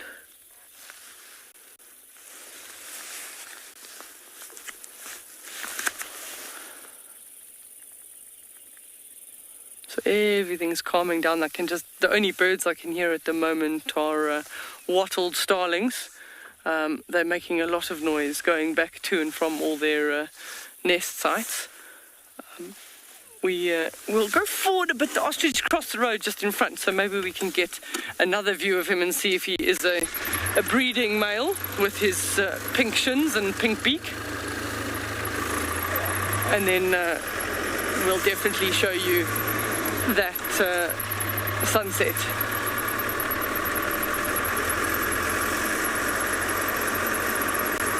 So don't forget to ask all your questions at Wild Earth, hashtag Wild Earth, and send at FC in the front of the question, and then you get to ask us on our live safari. No, this ostrich is not a cooperative ostrich at all.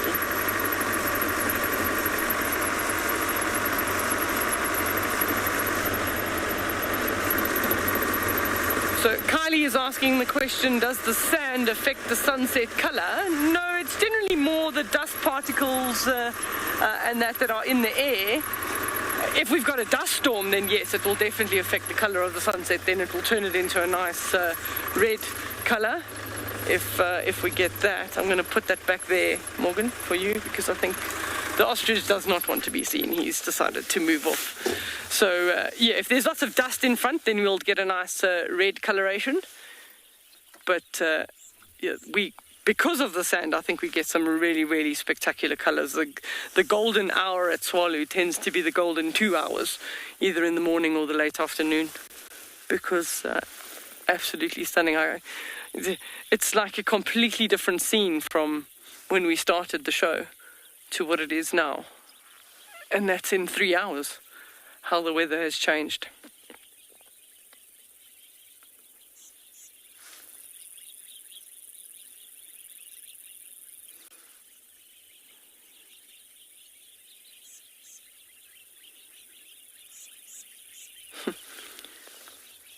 there's the little robin somewhere here, close by, making a noise. Sometimes I've seen a mongoose or something, then he's making a cheep noise. So in one word, tell us what you think of that sunset in the comment section.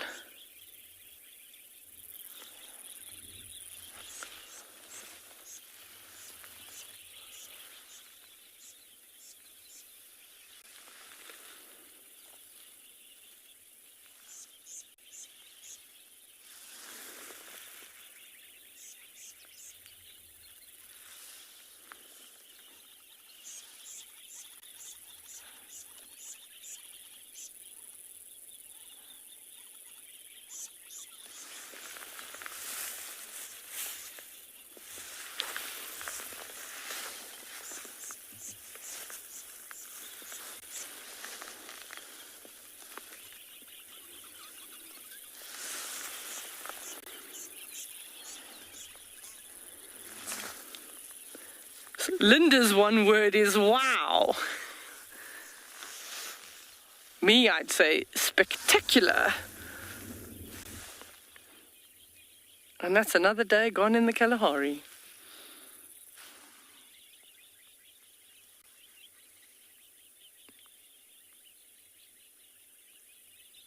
I really can't believe that Morgan and I got wet in between that.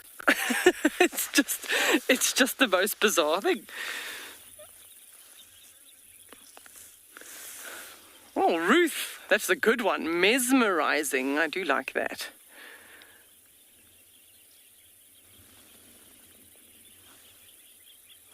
It's just this. You have the. It's just one stripe. It's like you have a look at the. There's just one stripe on the side there. It's just the highlight.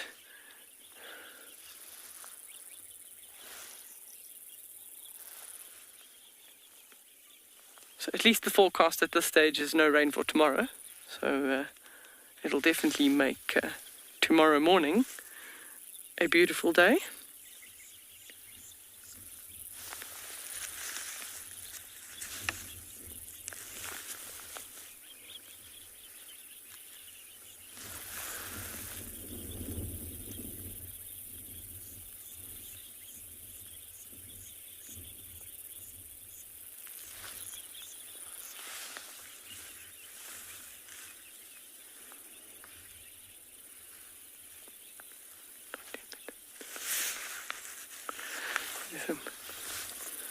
The pink, I mean, the sun's gone, but the pink is starting to come onto some of the other clouds. We're going to send you across to Mike as we close down on some of those beautiful colours. He's got some impalas for you.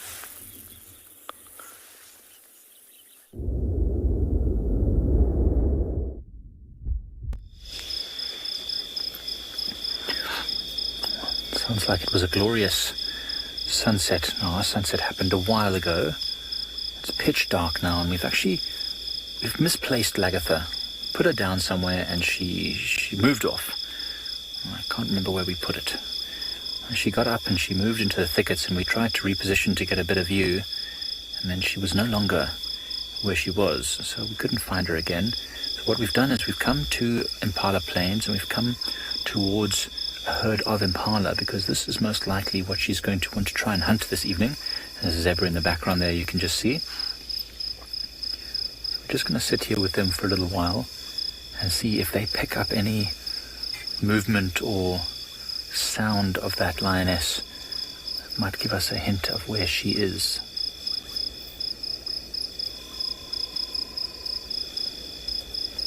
I always find it amazing how all the animals in the Lowveld, in the bush, everywhere in the world, in fact, have a capacity to recover from being attacked. You know, they got chased by a lion earlier today, and yet now they're just going about their business as if it never happened. It's an incredible resilience that these animals have.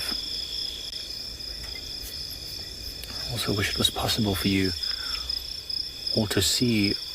Oh, we can see. Look, there's a firefly right there in the middle of the screen, right by these impalas just flying past.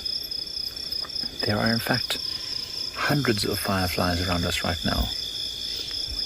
It's quite beautiful. Sitting in the darkness, all these twinkling lights.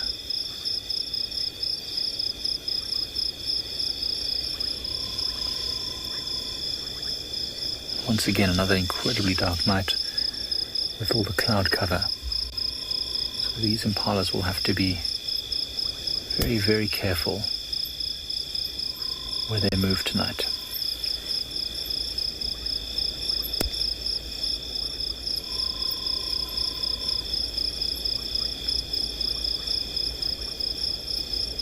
Especially these little calves. See, that one there is actually lying down to have a bit of a rest. We'll only really do this when they're in the open clearings like this, and especially surrounded by other impalas. As I mentioned before, they don't need a lot of sleep, not as much as we do, but they do need to sleep regularly, but to stay sharp.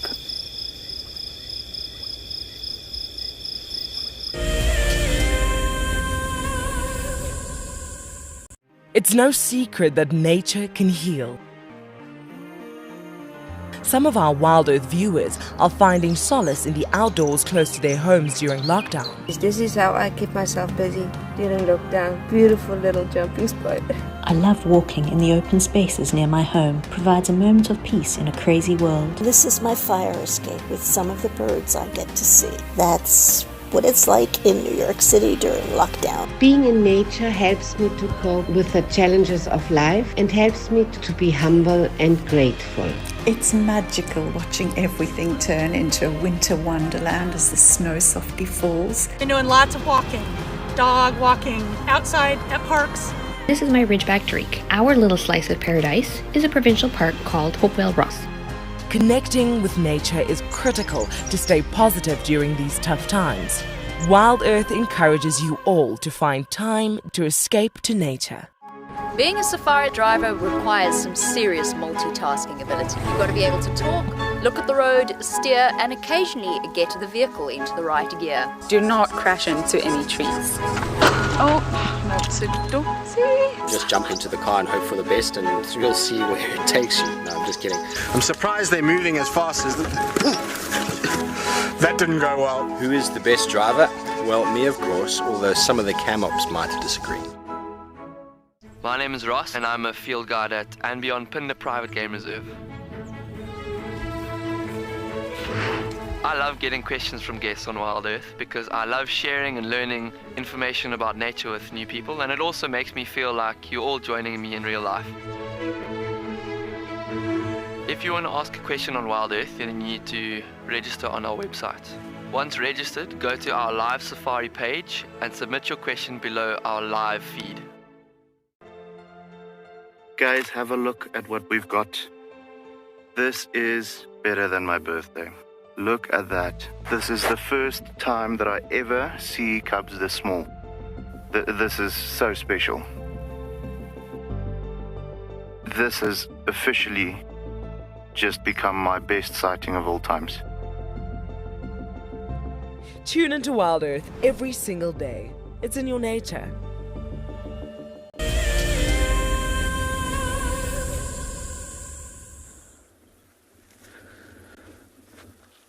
So, just look at those spectacular cloud cover over the mountain there. That sort of pink and purple, just absolutely stunning with that nice red Kalahari sand leading towards them.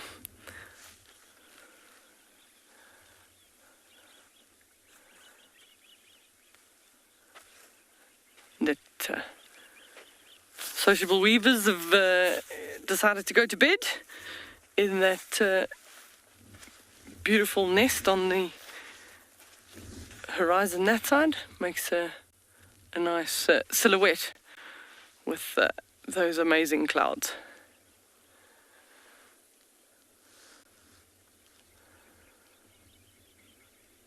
Oh, the last few still coming in. I see the last few sociable weavers that obviously going to get the last few insects for the little chicks in the nest.